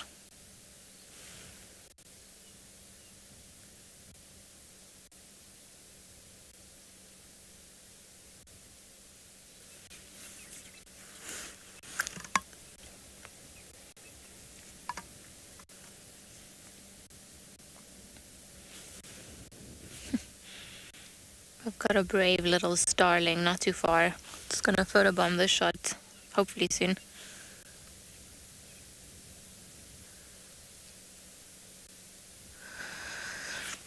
Leopard lover, I think the Talamatis choose to ignore him when they want to.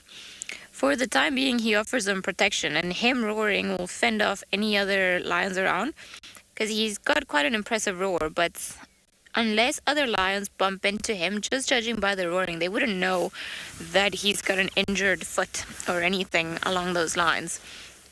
And it'll be interesting to see what happens in the next couple of months as well with the younger males and dark mane, because some of the younger males have been hanging around with them, or they lag behind the pride and they just stay with dark mane. So I wonder if he's not perhaps going to form a coalition with some of the offspring, just for the added protection. If there's anything more dangerous than one lion, is 2 or 3 or 4 lions together. So if he surrounds himself with youngsters that can offer him also protection, and the same way he can offer them protection, then it sounds like a very good deal for all of them, rather than those youngsters having to go off somewhere else and start establishing themselves as the territorial males in an area. I think this morning we did hear some of the Talamatis answering, and I think some of them are actually in the northeastern corner of Bufosuk with Manileti, so I think they weren't ignoring him this time. But also sometimes if the lions are too far, they don't necessarily hear one another, and I think the fact that he can't keep up with them wherever they go also adds to, I don't know, maybe the frustration of the pride. They'll be like, oh yeah, he's roaring, but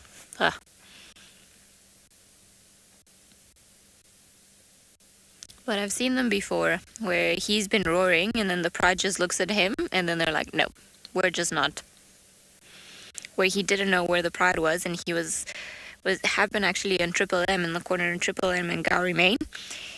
And the lions were on a bend on the road, or the Talamati pride, and he was roaring looking for them, and then the Talamatis just turned their heads. They knew he was roaring looking for them, and they just decided not to answer. And then eventually when he started coming closer and becoming more insistent, then they started turning their heads back and roaring like, yes, okay, fine, we're here, come join us. But it's also not unheard. It's quite common for the males to be on their own, even if they're a coalition and they do their own thing, and then the females with the youngsters, they also move, because normally a male lion or a coalition of male lions would dominate over different female prides, so they will have a couple of different prides where they will sire their cubs. I think in the case of Dark Mane, just because he's got this injury, he hasn't been as mobile, so he's just kind of limited himself to spend time around with the Talamati pride, and then the other two Avoca males, Blondie and Mohawk, have been spending time with the Nkuhuma pride and their cubs. But I mean, when we had the Birmingham boys before these guys over here, we had the Nkuhumas and the Sticks, and then they sired cubs from both prides, but the Sticks and the Nkuhumas obviously being different prides of females and being enemies because they would have to compete for resources, that they didn't hang around together.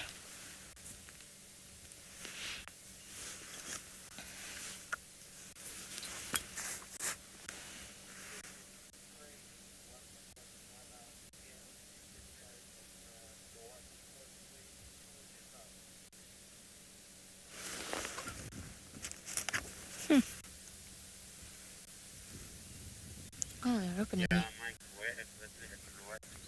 Seems like there's a lioness that was found in the direction where he was looking into. Huh. Clever lion. I just want to hear the update on the radio.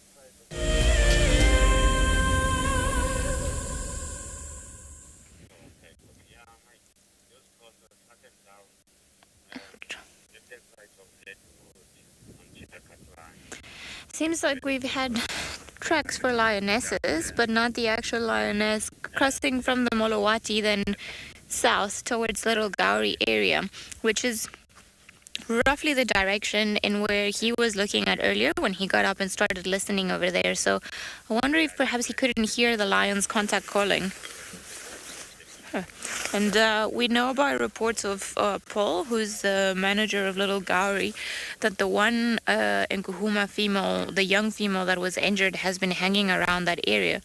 So I wonder if maybe one of the adult lionesses didn't go back to her, and then they was trying to locate her by contact calling, and then he could hear them from here. We obviously couldn't hear anything, but we do know that their hearing is that much better than ours.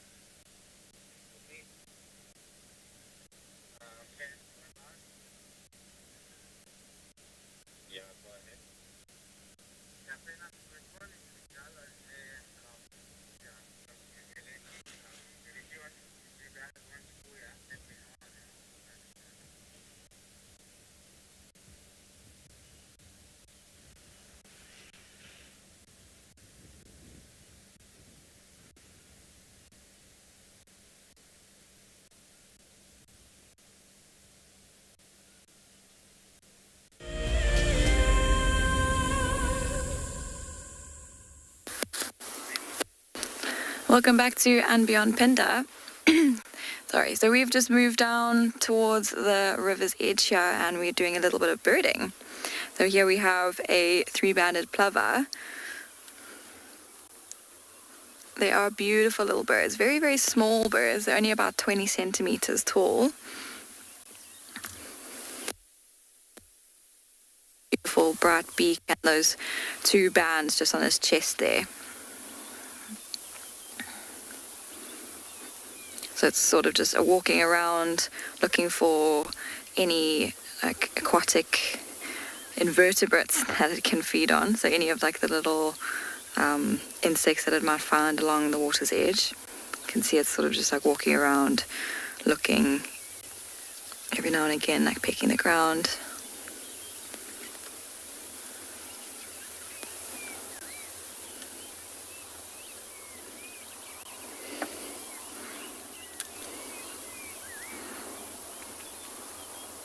So we've also been watching a pied avocet that you can see there on the screen now. Has such a unique beak. You can see it is kind of like turned upwards, which is really, really unusual, but it's so nice to kind of see the difference between that plover that we were looking at and this avocet. You know, the difference in the beak shapes and how they would help with different like hunting techniques and different feeding techniques. So this pied avocet, like the bill's uniquely shaped so that it kind of can walk through and wade in the water, and it shifts through. You can see how it's dipping into the water and like moving around its beak. So it's looking for any like fly larvae that might be at the top of the water, as well as like any crustaceans that might be sort of closer towards the muddier parts underneath the water and these shallow edges here, as well as any like small fish that might be moving around.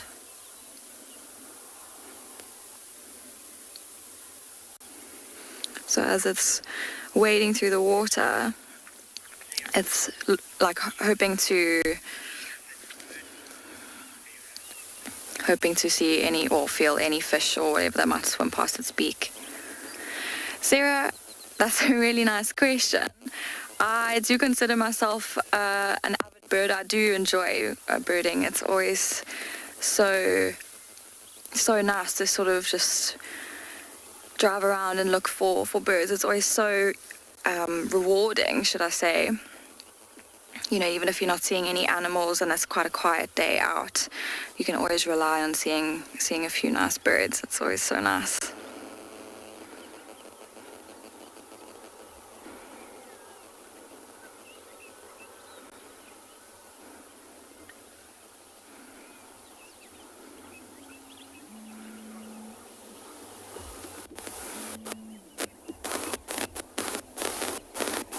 There's a few more pied avocets just on the other side of the river.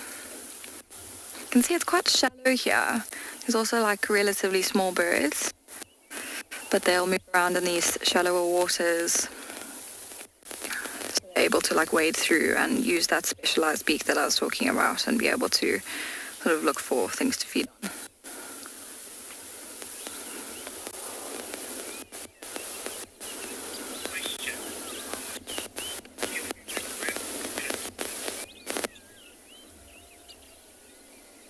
Malcolm, my favorite bird call, I think maybe a Birchel's cuckoo. It's such a unique sound, and I feel like it's kind of like a sound that you know, when you hear it, you know you're in the African bush, and it's so special to hear. It's kind of like, you know, when you hear like a lion roaring, or like hippos, those bellows that you hear, you know, you always know that you're in the bush.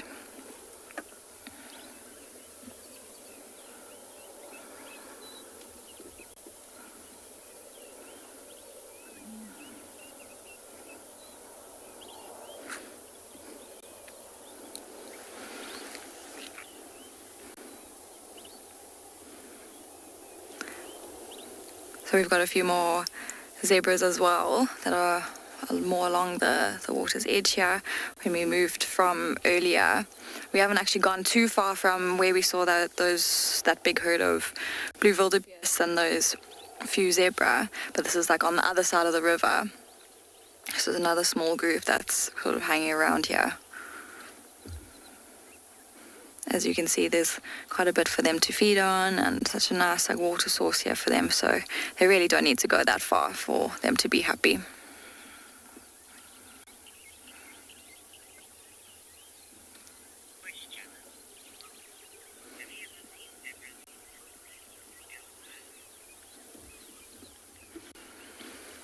Thank you for your question, Simone. I have not seen zebras or wildebeest give birth just yet. I'm really hoping to be privileged or lucky enough to find some zebras early. Oh, there's a few Caspian terns that are flying there. Sorry, got a bit distracted. But yeah, like I was saying a bit earlier, as it's going into birthing season in November, when the impalas and wildebeest are going to start giving birth, I hope I'm able and lucky enough to come across a few of the zebra and wildebeest giving birth. It would be incredible to see.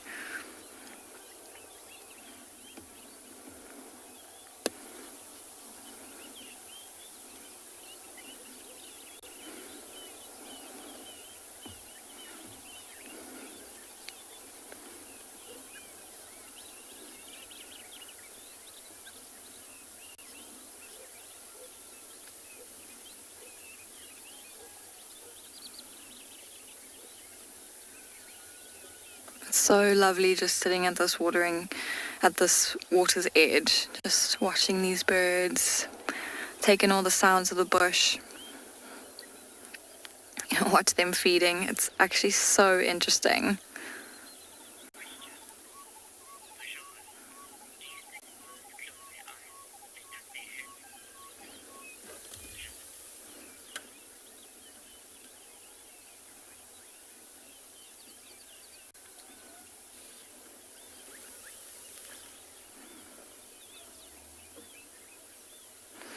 I feel like I'm kind of rooting for these avocets to find like a fish or something, and we can, and they're successful after all of this effort that they're putting in to look.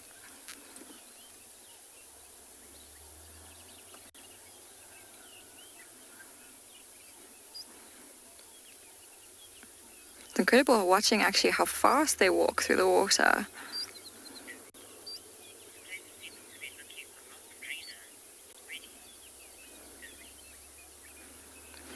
Izzy, that's a really good observation. Yeah, it does look quite a bit greener here. Like I said a bit earlier, we had quite a bit of rain earlier this year, so this part of the reserve, the floodplain, was flush with water. And as you can see, all of this grass is sort of like along the water's edge, and the grass has been able to have a bit more of a water source than other parts of the reserve. The rest of the reserve is still quite a bit dry. You can see sort of a little bit further away from the water's edge, it's still a little bit dry. The grass isn't as green, but yeah, it's definitely a lot greener here on the floodplain. A lot more. Well, the water's kind of stayed around a little bit more out here. But we have had like a little bit more rain in the past few weeks, so definitely going a little bit more into the rainy season. You can tell that spring and summer is on its way. It's even getting a little bit hot now as we sit here. There's a few giraffes there in the distance.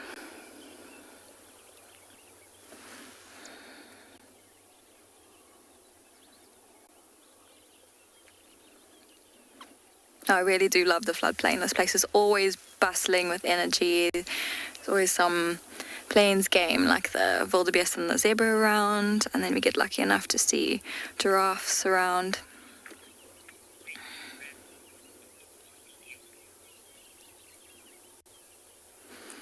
And so we'll probably head off from here, leave the floodplain, and maybe we'll start heading in the direction of where that male lion was heard.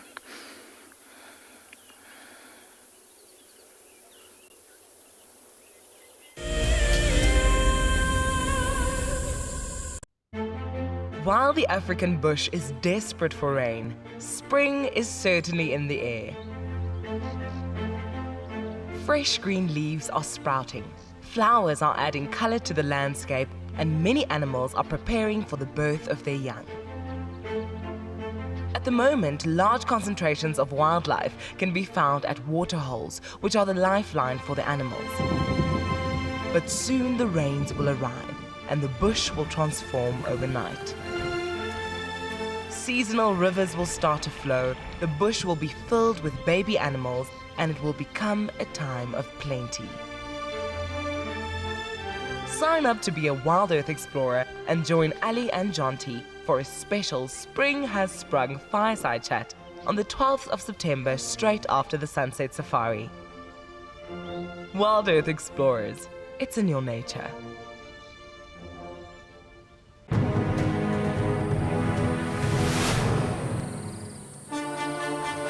It's day one of the annual South African Guide of the Year competition, and our first foot into this competition this morning is all about tracks and signs.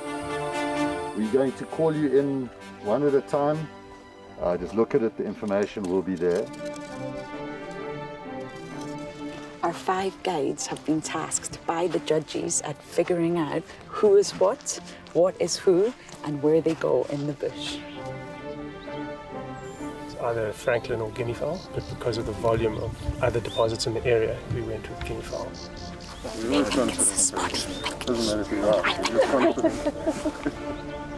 Detailing the surrounding that you need to look out for tracks. The details is very important.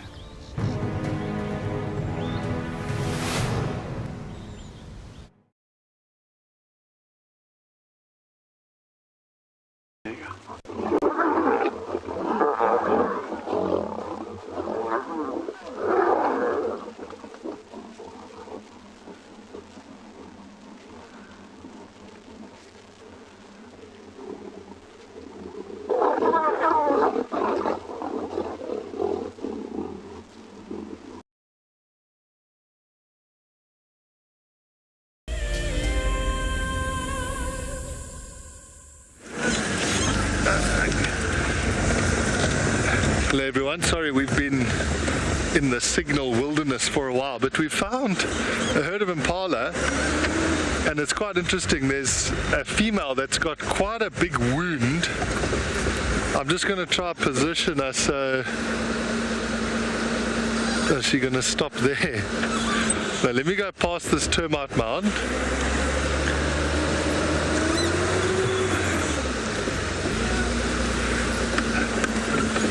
And we should get a glimpse of it now.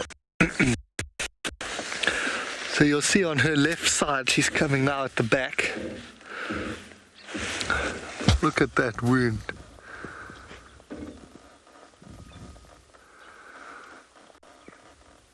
So we're just discussing what we think might have happened. There's no wound on the other side. I almost think she might have run into something. You know, maybe a stump. Because that whole piece is gone. But she seems to be moving fine. She does look a little bit thin.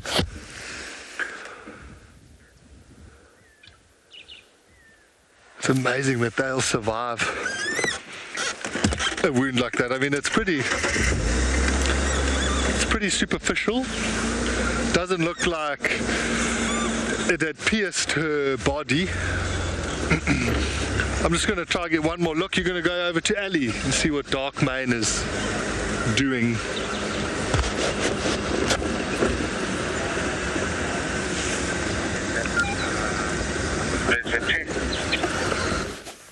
Shem, I feel bad for that impala. I don't suspect anyone wants to run around with a wound in their stomach. Don't think it was Dark Mane. I think Jonty's quite far from where we are. But he's decided, he sat down all of a sudden because we think he saw a batalier flying around, but quite in the distance. So I would imagine he's seen that. He's facing in that direction. Now he's looking straight at us. He's looking a bit frantic there. What can you hear? As he was a flat cat, and then all of a sudden he got up, and then now he's looking in a different direction.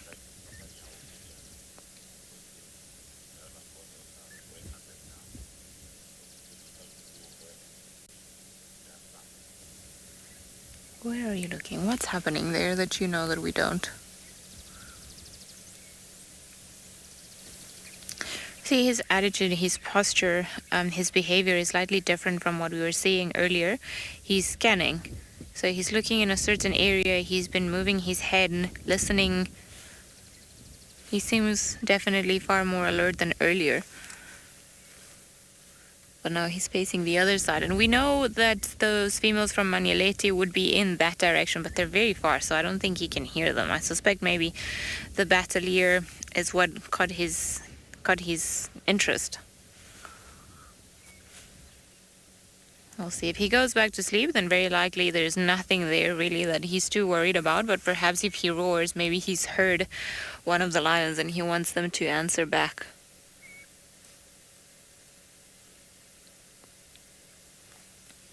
As I was saying, we've gotten lucky that we've got this cold breeze that is cooling everything down, and this has allowed for him to be more active rather than just lying down and sleeping until tonight.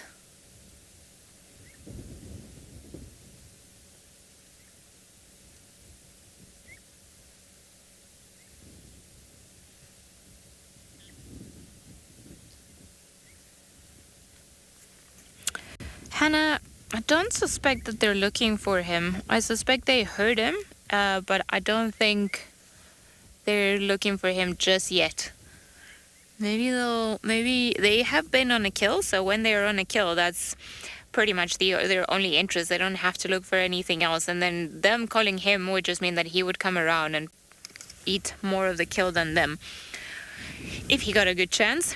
So I suspect maybe later on today they could start roaring again and then actively look for him. But we haven't really heard much roaring since what we heard in the morning, at least not from any other lion other than him. So I don't think they're spending too much time wondering where he's at. I think in this case it's more him trying to figure out where they are. You can see he's chosen the tiny little spot of shade. But I'm puzzled by his behavior. You see, he's constantly sort of moving his head, changing the direction in where he's facing. He's actively looking for something, or he's seen something, but we can't really see from here. I mean, sometimes when they look this way, there's a battalier flying in the distance. But I don't know if maybe there's a potential prey species somewhere. There were a lot of wildebeest and zebras on quarantine this morning when we drove around. Or maybe... because lions are also known to, when they see battaliers or vultures coming down in an area, they sometimes also know that they can go and investigate over there to see if perhaps there's a kill or anything. In this case, I don't think the battaliers that we're looking at are coming down. I think they're just starting to catch the thermals to look for food. So maybe he's just looking at them, waiting to see if they come down. Maybe he'll go in that direction. Go and investigate. Perhaps it could mean that there's something there that he could scavenge from. But if not, like I said, I don't know if he's seeing something else.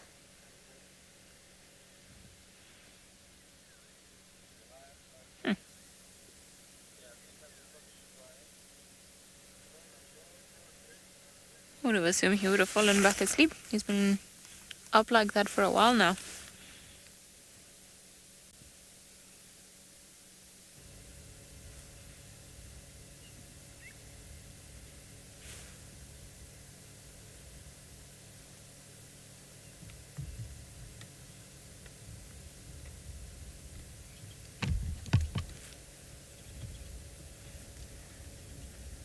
There's a squirrel alarming in the distance, not too sure where from, but very likely it can see the lion out in the open clearing on quarantine.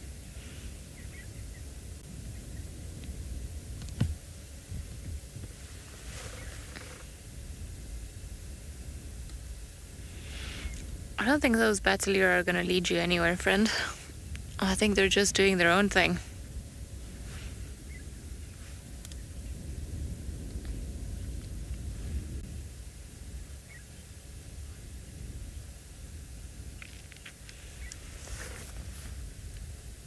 Nasir, they'll normally, or you start hearing them roar when they become independent adults. So for the males in particular, although they will be able to roar from when they're about sort of 3 onwards with the rest of the pride, for them roaring is also giving away their position. So if they're not a dominant male in an area, which normally happens when they're about maybe 5 or 6, this could lead to other males coming and looking for them and finding them and trying to get rid of them. But often when we see the pride together, all of the talamatis, and they start roaring, then you'll see that all of the lions, even the ones that are about 3, start joining in the calling, but they wouldn't necessarily start the roaring themselves. Funny enough, we also, when we had the Nkuhuma cubs, the little ones the other day, they were mini roaring, and they're maybe about 2 weeks old and not quite there yet, but they know they have powerful voices, and they were definitely using them to demand food from the females.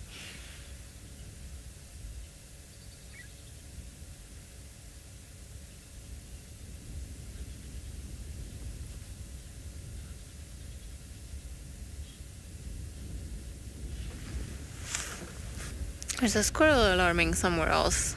But I don't know if that squirrel is also, it's a different squirrel from before, and I don't know if it's perhaps seeing the lion again, because we can't see the battaliers flying out in the distance anymore. And he's still looking in that direction. It would be pretty cool if another lioness came around, but I don't think that's the case.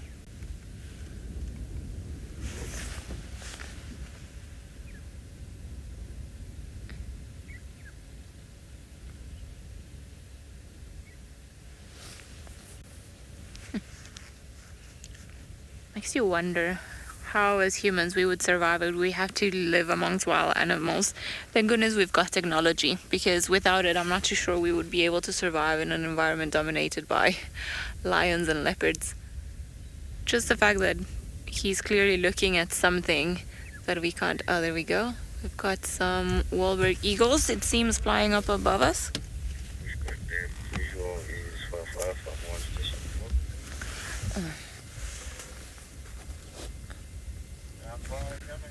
Done.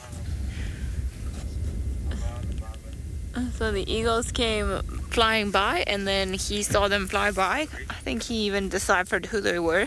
He was like, nope, done. And then he's gone back down to sleep.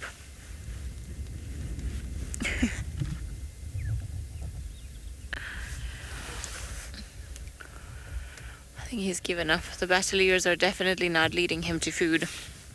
So at this time of the day, when it starts warming up, then we get the hot currents of the air called the thermals that come from the ground, and they spiral upwards. And a lot of birds, especially heavy flying birds like the vultures, they wait until the thermals start appearing during the day, and that way they ride the wave, so that they don't have to spend as much energy to be able to get to the heights that they need to then start scanning for food. And lions have learned, or some lions in certain areas have learned, that whenever they see a lot of these birds flying down, that perhaps there could be something there for them, or there's a kill. And I think when he saw the battaliers flying in the distance, because couldn't tell if they were coming down or not, maybe that's what caught his interest earlier.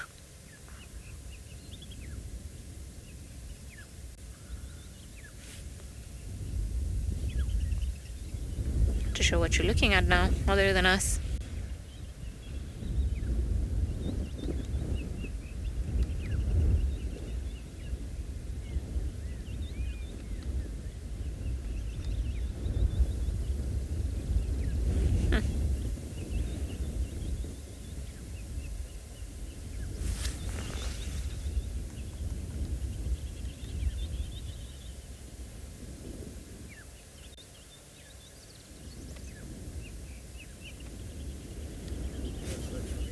I think the squirrels are rather alarming at the eagles that are flying by, not necessarily at the lion, because they've still carried on going, and we can see some of the eagles starting their day and looking for food as well. And as I said, I think they're Wahlberg's eagles. We've seen them back already, which is quite surprising, because I've only ever seen them come back a little bit later than this time of the year.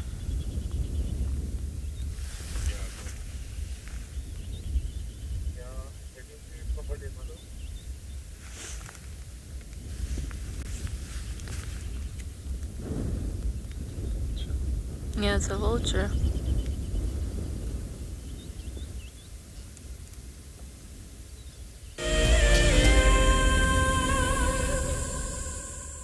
Seems like this one flying about is not a Wahlberg's eagle like the ones we saw earlier, but rather a hooded vulture. I might need to get new binoculars, but that is what it appears to be.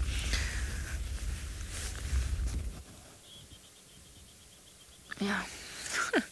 Somebody's catching the thermals already looking for food. So seeing we've got a good spot here to look at the vulture, if it does come down, then we know that perhaps there's something of interest there. But right now I think they're just doing their own thing, looking for food, starting to scan the skies.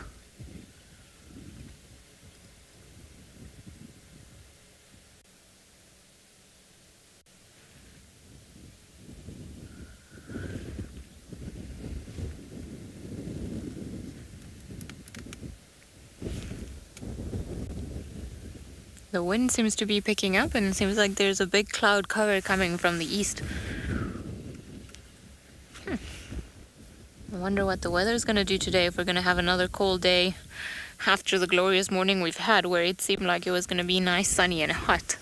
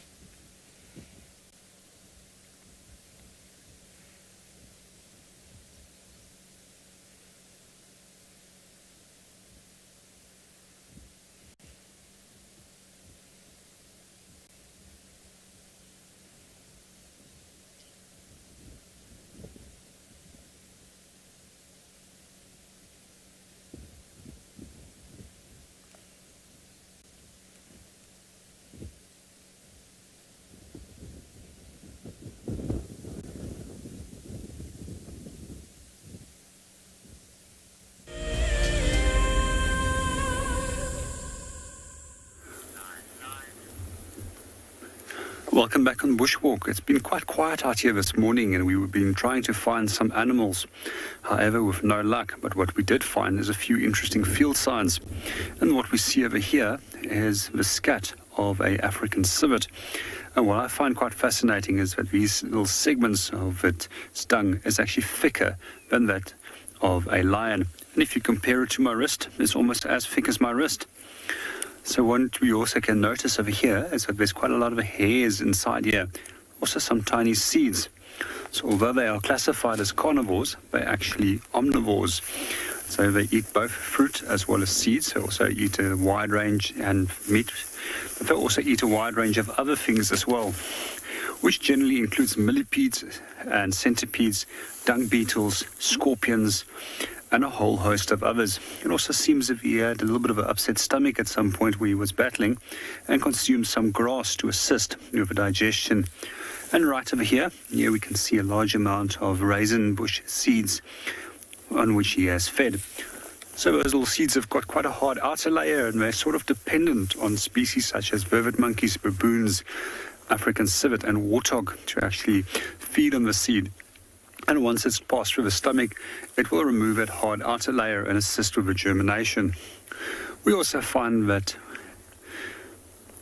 African civet will also quite often leave little pastings on smooth objects, where they will paste with the anal gland. That secretion is known as civetone, and in the past that was actually used and refined for fixing certain floral notes in perfumes.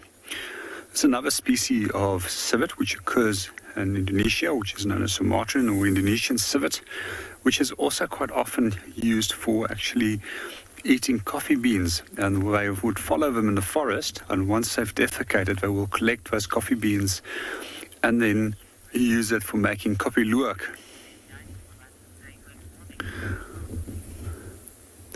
Well, we're going to move on and go and see what else we can go and find for the morning, but let's go and say hello to Doug.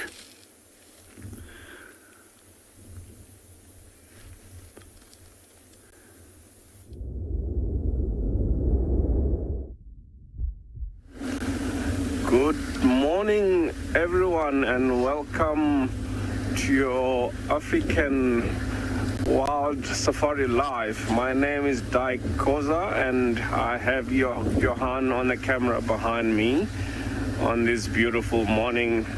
So this morning we're just trying to see if we can find any fresh signs of the two Ross males that we saw yesterday, to see where those animals were up to, but we haven't had any luck as yet. So we're just driving this road, hoping maybe pick up tracks of the rest of the pride and see what they did last night.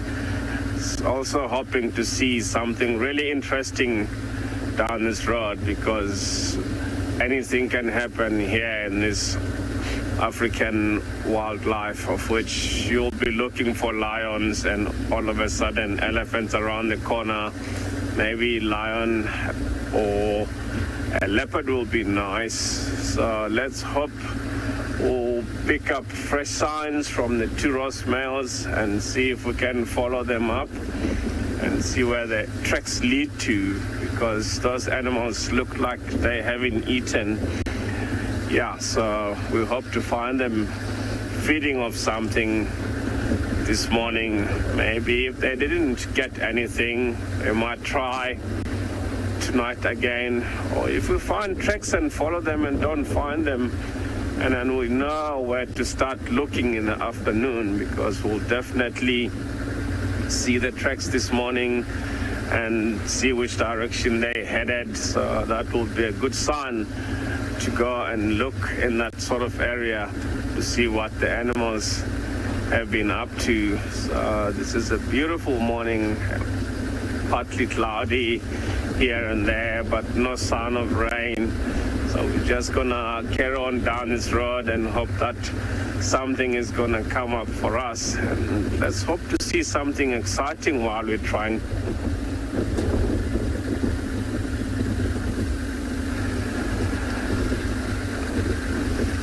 Yeah, I'd say leopard will be the most favorite, and yeah, otherwise I'd like to find these lions and see what they've been after.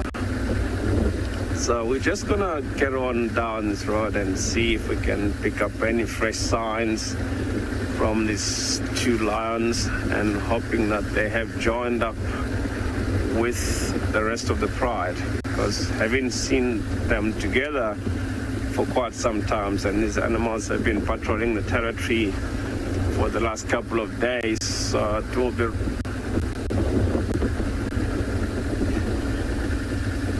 it will be really nice to see the animals all together. So let's go over to the other side and see what the guys find for us.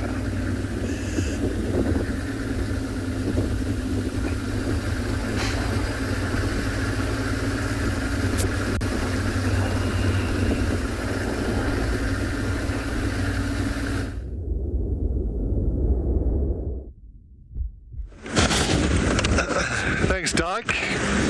We are just exploring currently. I actually have no idea what road I'm on, which is very cool. I just know where the... Whoa, warthogs! That is very exciting. I think we've been in a mammal-free zone for a little bit. And look at that. We turned the corner and a little bit of gold dust. The warthog's also like, what are those people? Because there's no one on the radio even. We've got Chitwa to ourselves, it seems.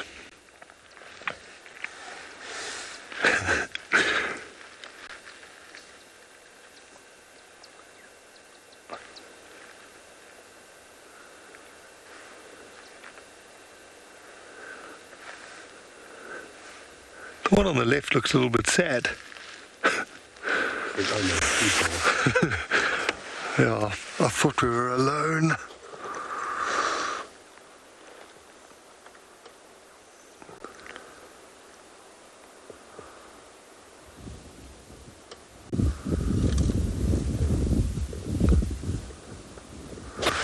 And both look like males. You see, they've both got 4 of those warts on their face.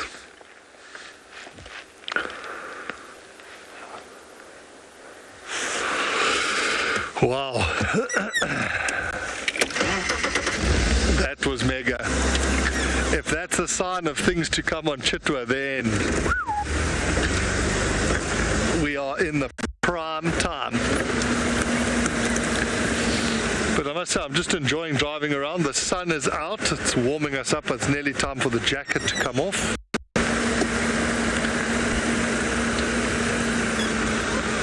Goodbye, pigs.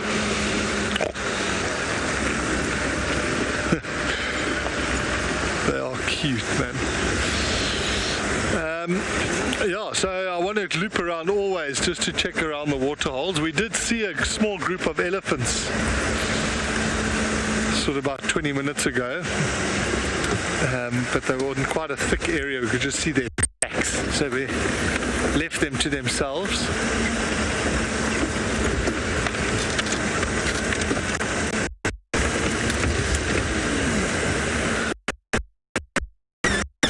Oh, decisions. I think so.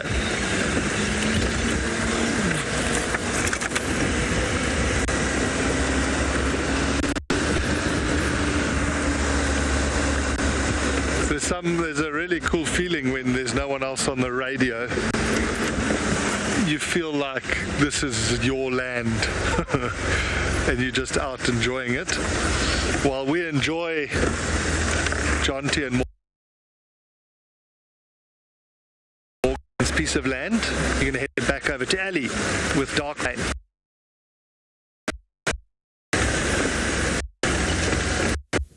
Very nice feeling when you drive around a reserve and you feel like there's nobody else in it with you. So I hope Jonty enjoys, and who knows, maybe he'll bump into Maribs or Tundi. There are many things that lurk about in Chitwa that we don't know about. Darkmane has just gone back to sleep. There was an impala that came about earlier and it just stood and looked at Darkmane for a good 10 minutes before it started alarming. And Impala's eyesight is pretty good, so I don't understand what the Impala took, or why he took so long to start telling Darkmane that he'd been spotted. But even then, as he alarmed, he didn't move, he just stayed there. So perhaps even Impalas are having a slow start of the day.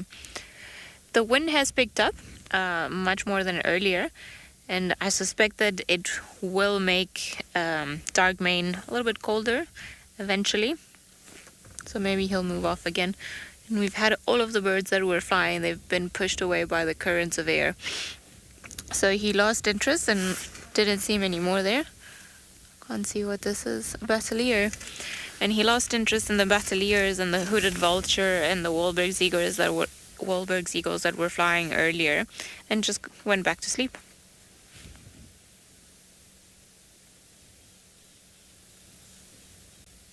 You can see from the sway of the branches how windy it's become all of a sudden.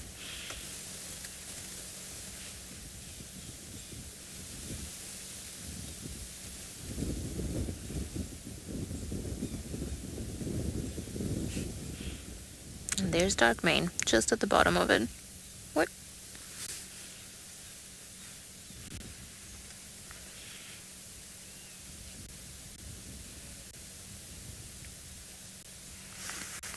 Seems like Market and Ngala has a very tall animal that's browsing, so let's head over to them and have a look.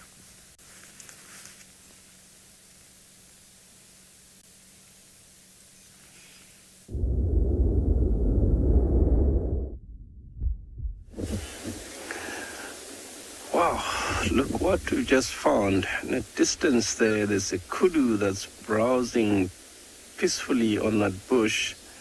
Couple of birds flying around, following the animal there, or the fork-tailed drongo that was following the kudu, because these birds will follow these animals walking through this long grass, and because they flush the insects for them. And then if we go over to the left, got a surprise for you. That's the Africa's tallest land mammal, the giraffe, which is also browsing here. What's fascinating is just these animals are together here and they both browse us, the kudu and the giraffe. This is like safety in numbers. These animals help each other against the predators. Much safe for the kudu because the giraffe is much taller, so you can see a little bit far away, and they sort of like warn each other when they see a predator walking around. Really interesting there. You can see the giraffe's head is a little bit hidden. Oh, there he comes. If you look right at the tip of the horns, you can see they worn down or bald on top. That tells us this is a male, and they're slightly thicker. If it was two animals standing together, male and female, you will tell the difference, or you can tell sexes from these animals from a distance by looking at those horns, because the male giraffe's horns are thicker and worn down from fighting, because these animals fight for dominancy, swing those necks and bang each other quite hard. And then the females are thinner and hairy on top like a paintbrush, but male size are slightly bigger than the females, and they generally, as you can see, this guy is getting a little bit dark, so that shows he's getting a bit older.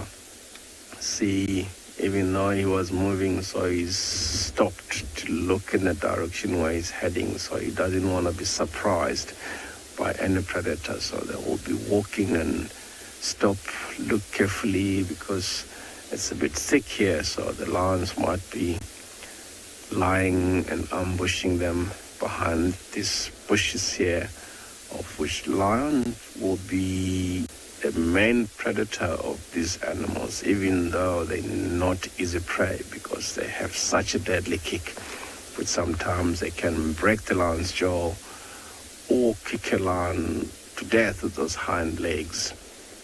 So that's why lions have to catch them by surprise while they're resting, because to go to sleep, they'll tuck the legs under the belly, sit down and keep the neck up, so they can't get up very quick like that. Unfortunately, he's disappeared. I'm just going to go forward a bit and see if we can have a better view of him. Yeah, so otherwise I'll chase them through some thick bushes, maybe eroded areas until they trip and fall down. Otherwise, they're not easy prey. Yeah, we're just going to leave. Seems like the animal has moved away from us.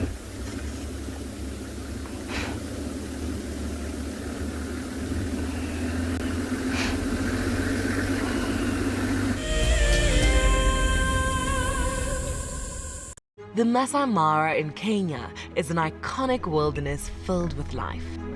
Its inspirational beauty has captivated our hearts on WildEarth for many years. While this season of the world's greatest migration has been missed, WildEarth is preparing a spectacular comeback in 2022. For the first time ever, WildEarth will be running expeditions to Kenya's Masai Mara throughout the 2022 migration season. Hosted by David Githu and Isaac Rotich, you could be a part of the team that shares the wildebeest migration with the world, live on WildEarth's daily safaris.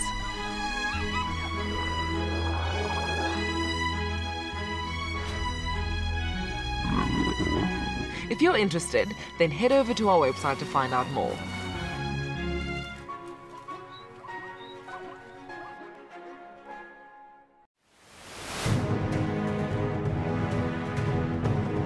I think sometimes you need just to listen. So it's a kind of taking out all that other spirit and bring back wilderness and healthy. Bushwalk and trek and sign. I'm sure I'm good at that. I spend most of my time on the ground since I was a young boy, so I think I'm good with that. Actually, I'm not much nervous of any category. Just take it as it is. Yeah.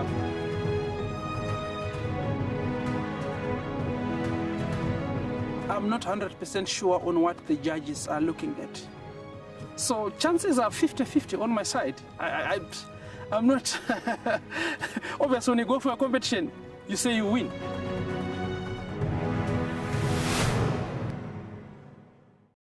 Now, I've seen something I've never seen here before. Look at these cubs. One is crossing the river. It's being washed away, unfortunately, but I'm sure the mother is going to save her. Look at that. How beautiful. Look at that. One crossing, 2 to go.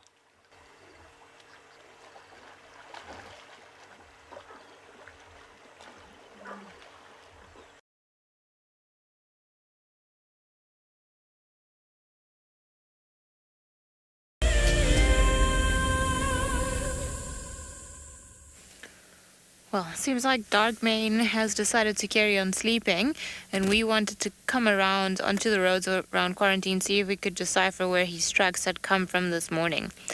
But we bumped into those 2 impala that were the ones, or well, one of them, the one that's walking, is the one that saw it earlier and started alarming, but they're not too worried about him here. I mean, once the impala alarm, it's just a way of telling the lion, listen, we know you're here, so don't try anything funny. And lions normally don't. I mean, it's a big open area, so the best chances for a lion or even a leopard to bring something down or successfully manage to make a kill is to try and hide themselves and be invisible to get as close as possible to their prey species. With the impala alarming and telling him, we know you're here, and it's a big open area, they would be able to see wherever the lion goes, he would have lost the element of surprise. So more often than not, they just leave it and they start looking for something else, as they rely on getting very close to the prey and then pouncing on them to successfully bring them down. These 2 guys also, though, not too worried. They alarm for a little bit and then they just moved up and carry on feeding. They know that if the lions move, because we're in such a big open area, they would be able to see it approaching. So they're fairly relaxed. I think they're just perhaps looking for the rest of the herd. Tend to see more than 2 impala together. It's normally small clumps or small groups of them. It's quite impressive looking male.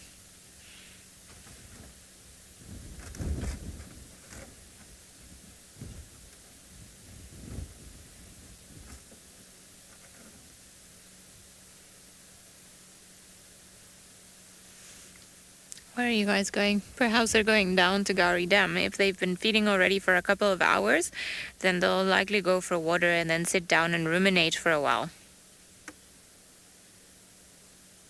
Ray, they do have a gracious walk. It's almost like a semi-registering track. So if you see, they almost put their back leg on where their front leg does it. So some of the antelope, when they walk, especially if they live in thick vegetation, such as, for example, the Ngala or the bushbok, they tend to register their tracks, which means that they'll put their back foot where they've put their front one, and then this minimizes them stepping on things and making noises that would give away their position in the thick vegetation.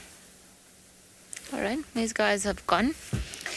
And, well, it also allows them to walk more quietly. I think we're going to go around the western edge of quarantine, see if maybe we can decipher where Darkmane came from. Just out of a puzzle, because like we said, we haven't had him for about... We haven't found where he came from, and he hasn't been around for about a week. So let's just go and have a look. But while we try to decipher where he's gone off to, let's have a look at the prize that you could win and travel to Pinda and beyond. Calling all WildEarth explorers, we have a new and frankly awesome travel prize for you to win. andBeyond Phinda Private Game Reserve encompasses an impressive 28,000 hectares of protected wildlife land in KwaZulu-Natal, South Africa. As you have seen on WildEarth, andBeyond Pinda showcases one of the continent's finest game viewing experiences and is well known for close-up sightings of the elegant yet elusive cheetah, as well as the rare black rhino. Sign up to be a WildEarth explorer before the 16th of September, and you and a friend could be heading to the magnificent Pinda Mountain Lodge, where you will spend 3 nights escaping the real world at this ultimate safari location. WildEarth explorers, it's in your nature. Welcome back to andBeyond Pinda. I know you're all just watching our beautiful reserve on your screens, and what a wonderful prize you can win to come visit us here. Such an amazing place. I would love to see you all here. We found ourselves at another watering hole, and we're doing a lot more birding, which is amazing. You know, and Pinda is so special. It's got, you know, over 435 bird species that you can find here, which is incredible. It's such a high number. And that's, you know, due to all of the diverse habitats that we have here, so many different bird species that you can see. Flying here, we have a yellow-billed kite. So they had recently migrated, and we're starting to see quite a few of them that have come back. We started seeing them a little bit more in like the beginning of August, and it's so nice to see quite a lot of them coming back now. You can see it's soaring through the air. It's looking for something to hunt.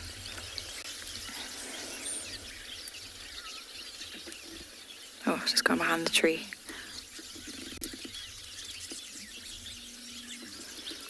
On the bank of the watering hole, we've got an African darter. You can see it's sitting there with its wings like spread out quite wide. You can even see like how wet it is actually, and that's exactly why it's got its wings out. It's starting to dry out a little bit in the sun, hoping to sort of, you know, spread its feathers a little bit to get as much sun on them as possible. And you can see it's starting to preen itself a bit and getting a bit more dry. So we also had there's a few more African darters there on the bank. We also had, there's another one with its wings out. Ooh. There's some white-faced whistling ducks that have just joined the scene.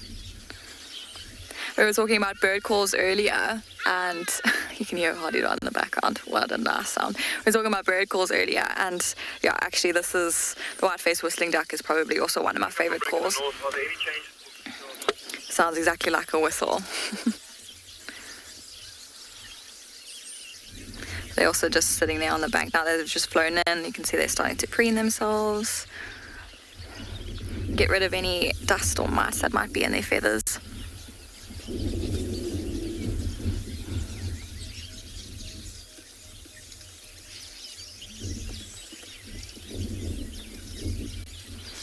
We also have a few autobuck that have been hanging around the water's edge as well. It's always so nice to see them here. They sort of hang out in these more wetter parts along watering holes and in the marsh, or on these like little wetter areas. You can see around them there's actually quite a lot of very vibrant green grass that they're busy feeding on. Very similar to the floodplain that we were looking at earlier. Quite a lot of water around, so, and the overflow like quite keeps the grass quite nutritious and nice for them to be in. And you know, waterbuck are also, you know, so specialized for being here. They've got this like oil gland that secretes and keeps the water, it repels the water as they're moving through. There's a great egret flying there. Let's see where it ends up landing. Oh, nice. Also starting to preen itself. I think it's bath time for the birds.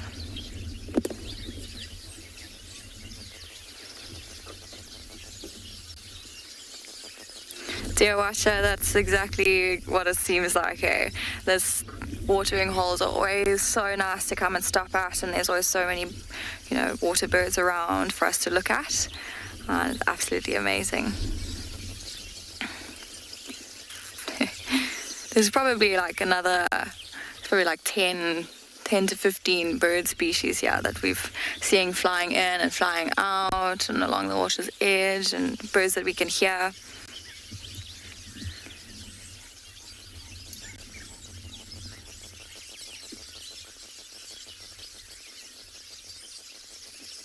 at those long, long legs of that egret. Got really long legs, so they can stand in a little bit of deeper water, so that they're able to look for any fish that they might be able to feed on. You can see as it's walking, it's kind of like looking down, hoping to see something swim past as it's like flushing any fish or frogs that might be sort of hanging in those or swimming through those reeds that it's walking through. Oh, pause. I wonder if it spotted something.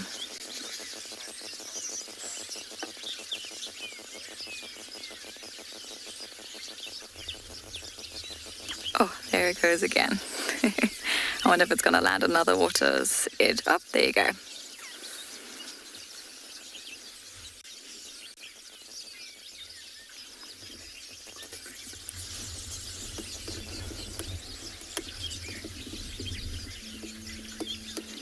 Oh, there you go. There's a nice... Oh my gosh, there's a little grebe and it looks like it's got a frog. How incredible is that?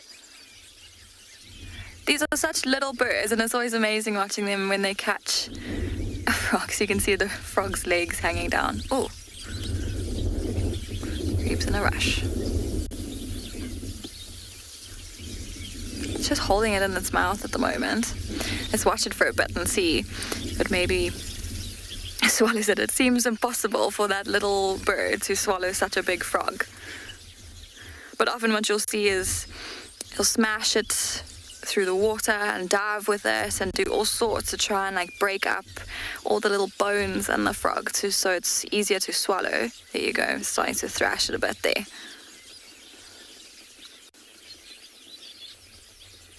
So all that does is, oh, did it swallow it? No, it still got it. So yeah, all that does is like, yeah, breaks the little bones into tiny little pieces, and then it's just more pliable as it goes down its throat.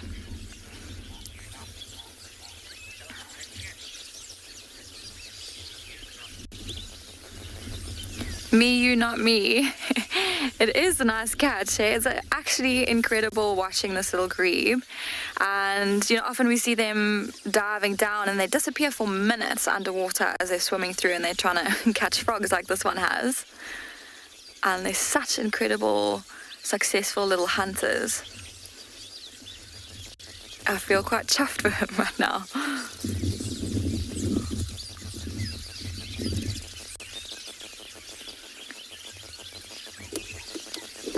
See how it's like violently thrashing this frog about. They might do this for quite a little bit while longer until it feels like it's done it enough before it decides to swallow.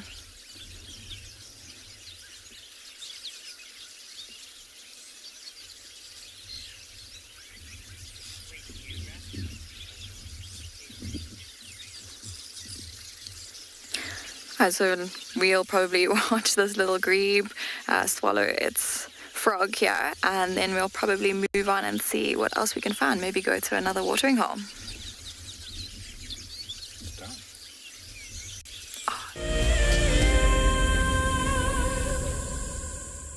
Yeah, no luck on finding any fresh signs of these two Ross males. So what we're gonna do, we're gonna be slowly moving out of this area and try see if we can find some elephants while we're heading towards one of our water holes, which is not far from here. As you can see, sun is shining, it's getting a bit nice and warm. This is when most of the antelope species become slightly more active and making their way down to water holes. It will be really nice to get there. Maybe if we're lucky, see different species of these antelopes drinking by the water more or less at the same time. You never know, we might come across those elephants that we're going to look for as well by the water. Like this is the time that most of the animals will be heading down, especially the prey species. It's getting nice and warm, so this is a time they try to get a drink for the morning and maybe graze away from the water and settle down or find a place to lie down for the day. And then in the afternoon again, they'll do the same routine, graze and browse in the direction of the same waterhole or a different waterhole and get some water to drink and then go find a place to lie down for the night. So yeah, we just gonna try look for elephants and head towards that waterhole not too far from where we are and see if we can find some really interesting and exciting animals drinking by the waterhole. Let's hope something is going to be there drinking at the water, of which it will be really nice to see animals out in the open and drinking by the water, of which, yeah, let's hope to find these elephants and follow them, maybe head towards this waterhole that I've mentioned just now. I'm hoping something will be there drinking when we get there.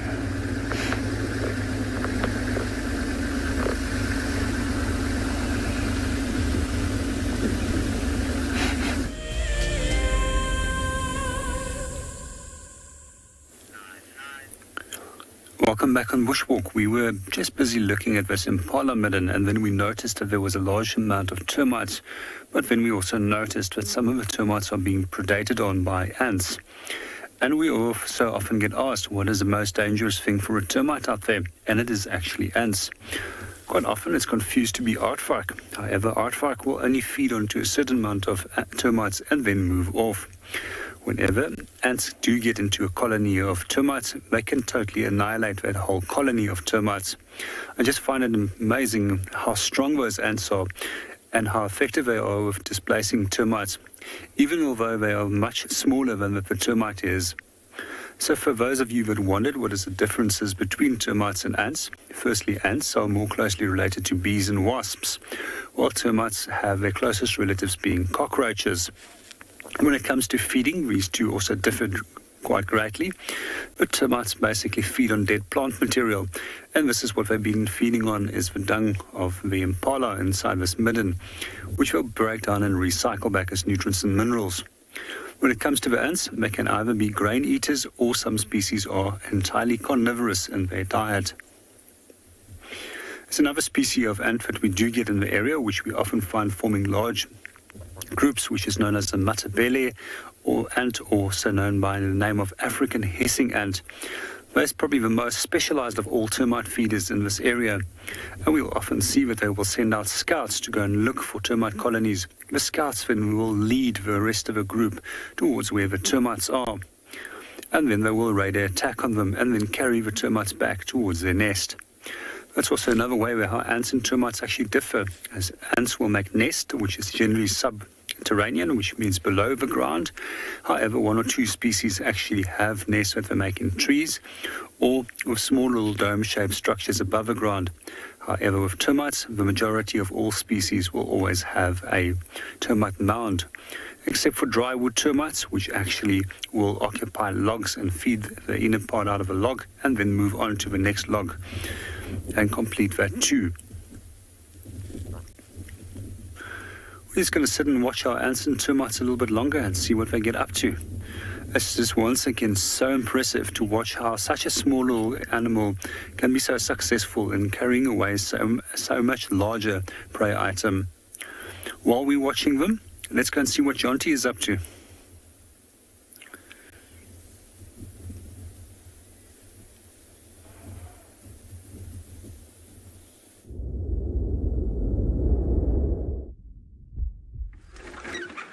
We have found two human beings in their natural habitat. Darren has just spotted us. Ellie's not looking impressed.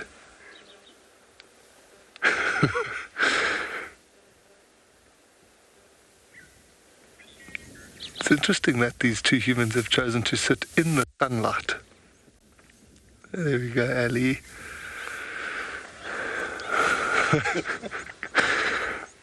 He doesn't know we're live. That is so funny. It's not often you get to see them in their natural habitat. Busy presenting away. So we ended up coming back up to quarantine. I'm not exactly sure where Dark Mane is. I'm presuming somewhere close to their vehicle. Coming up. We're gonna, while we look for Dark Mane, we're gonna send you across to Ali to see what they're up to. Yeah, obviously, I'm here at Woodland Road. I got another call for that Ngala. Well, as Jonty was saying, we were observing two very strange animals in their natural habitat. Two fine individuals, if I may add. Now pretending to be very busy and doing important things like birding and such. I'm not too sure I'm too convinced about what they're doing. But, you know, they should actually come here and have a look at Dark Mane so that they know where Dark Mane's going to be during the night. There we go. There's the waving. The African grizzly and the giraffe, says Darren.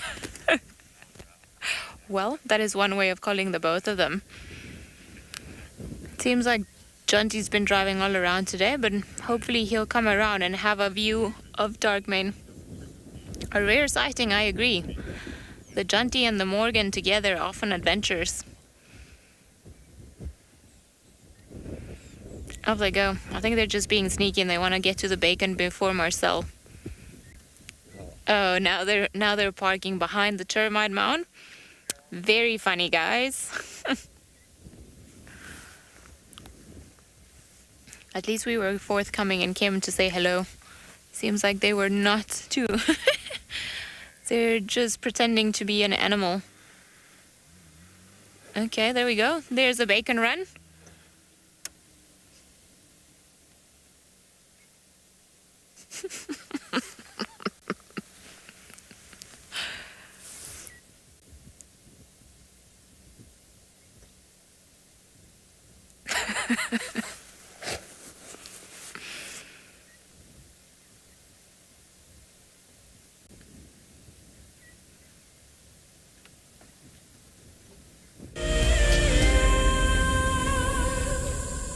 I have a degree in environmental planning and development. My passion is outdoor classrooms. We are not only grooming the environmentalists of tomorrow, but tomorrow's leaders as well. My long-term goal is for the people of South Africa to learn how to live sustainably, to be able to look after themselves and the environment. So I hope that through environmental education, we are able to get that message to the future generation of South Africa so that they start now and can continue that good practice in the future. Environmental education is critical so that people can live sustainably in the future. That is my long-term goal.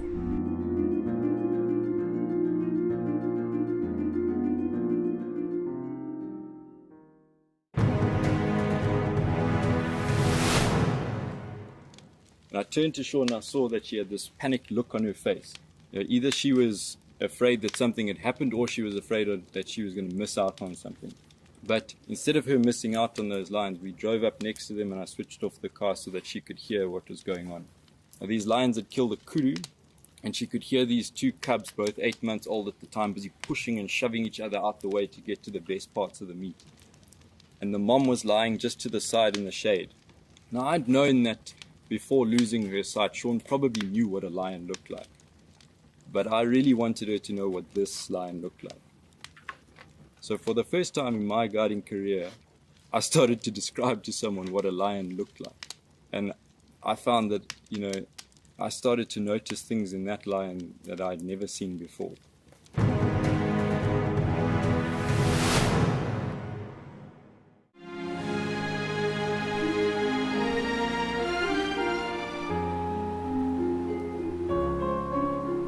You are cheeky. That was a brave decision. Amber Eyes is... Oh.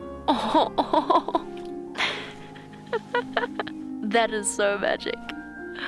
That was absolutely wonderful. Amber Eyes just gave that cub an enormous hug.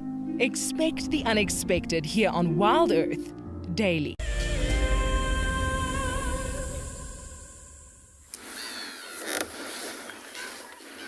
Welcome back to andBeyond Pinda. We've moved off to another watering hole and we've found ourselves some hippos.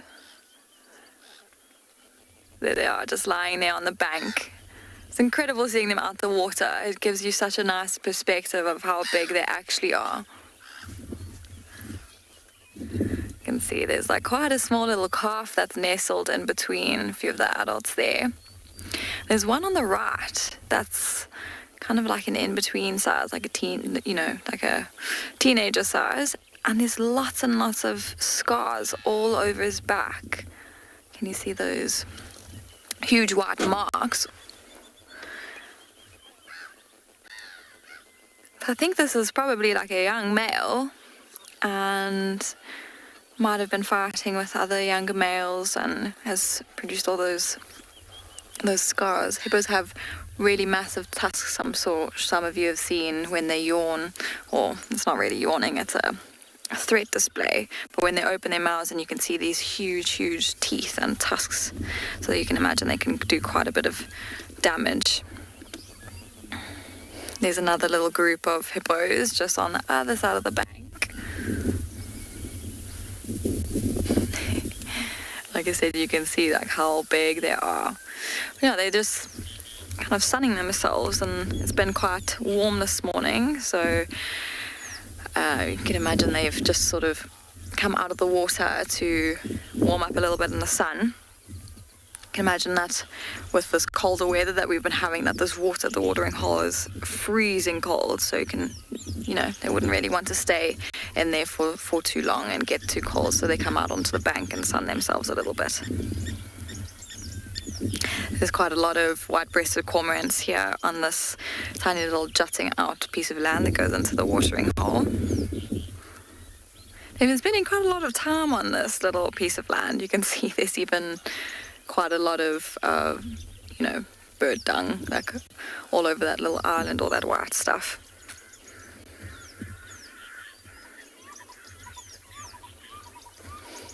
There's a few grey-headed gulls there as well. Oh, there's a cormorant that was flapping its wing.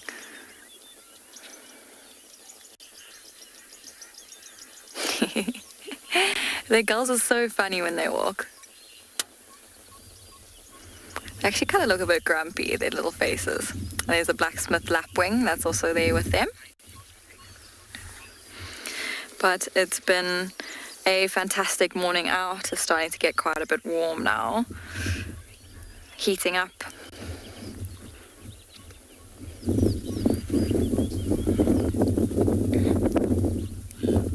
But I personally have had quite a lot of fun, like just sort of bouncing between, small watering holes and along the river.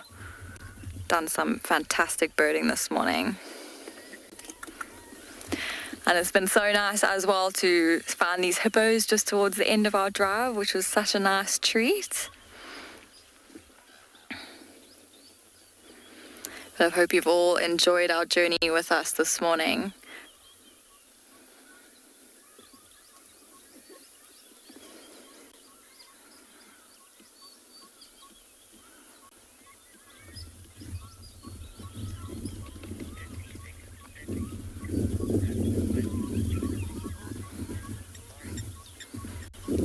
It's been wonderful having you all on drive with us this morning. We'll be all on drive this afternoon again, and we'd love if you would join us one more time.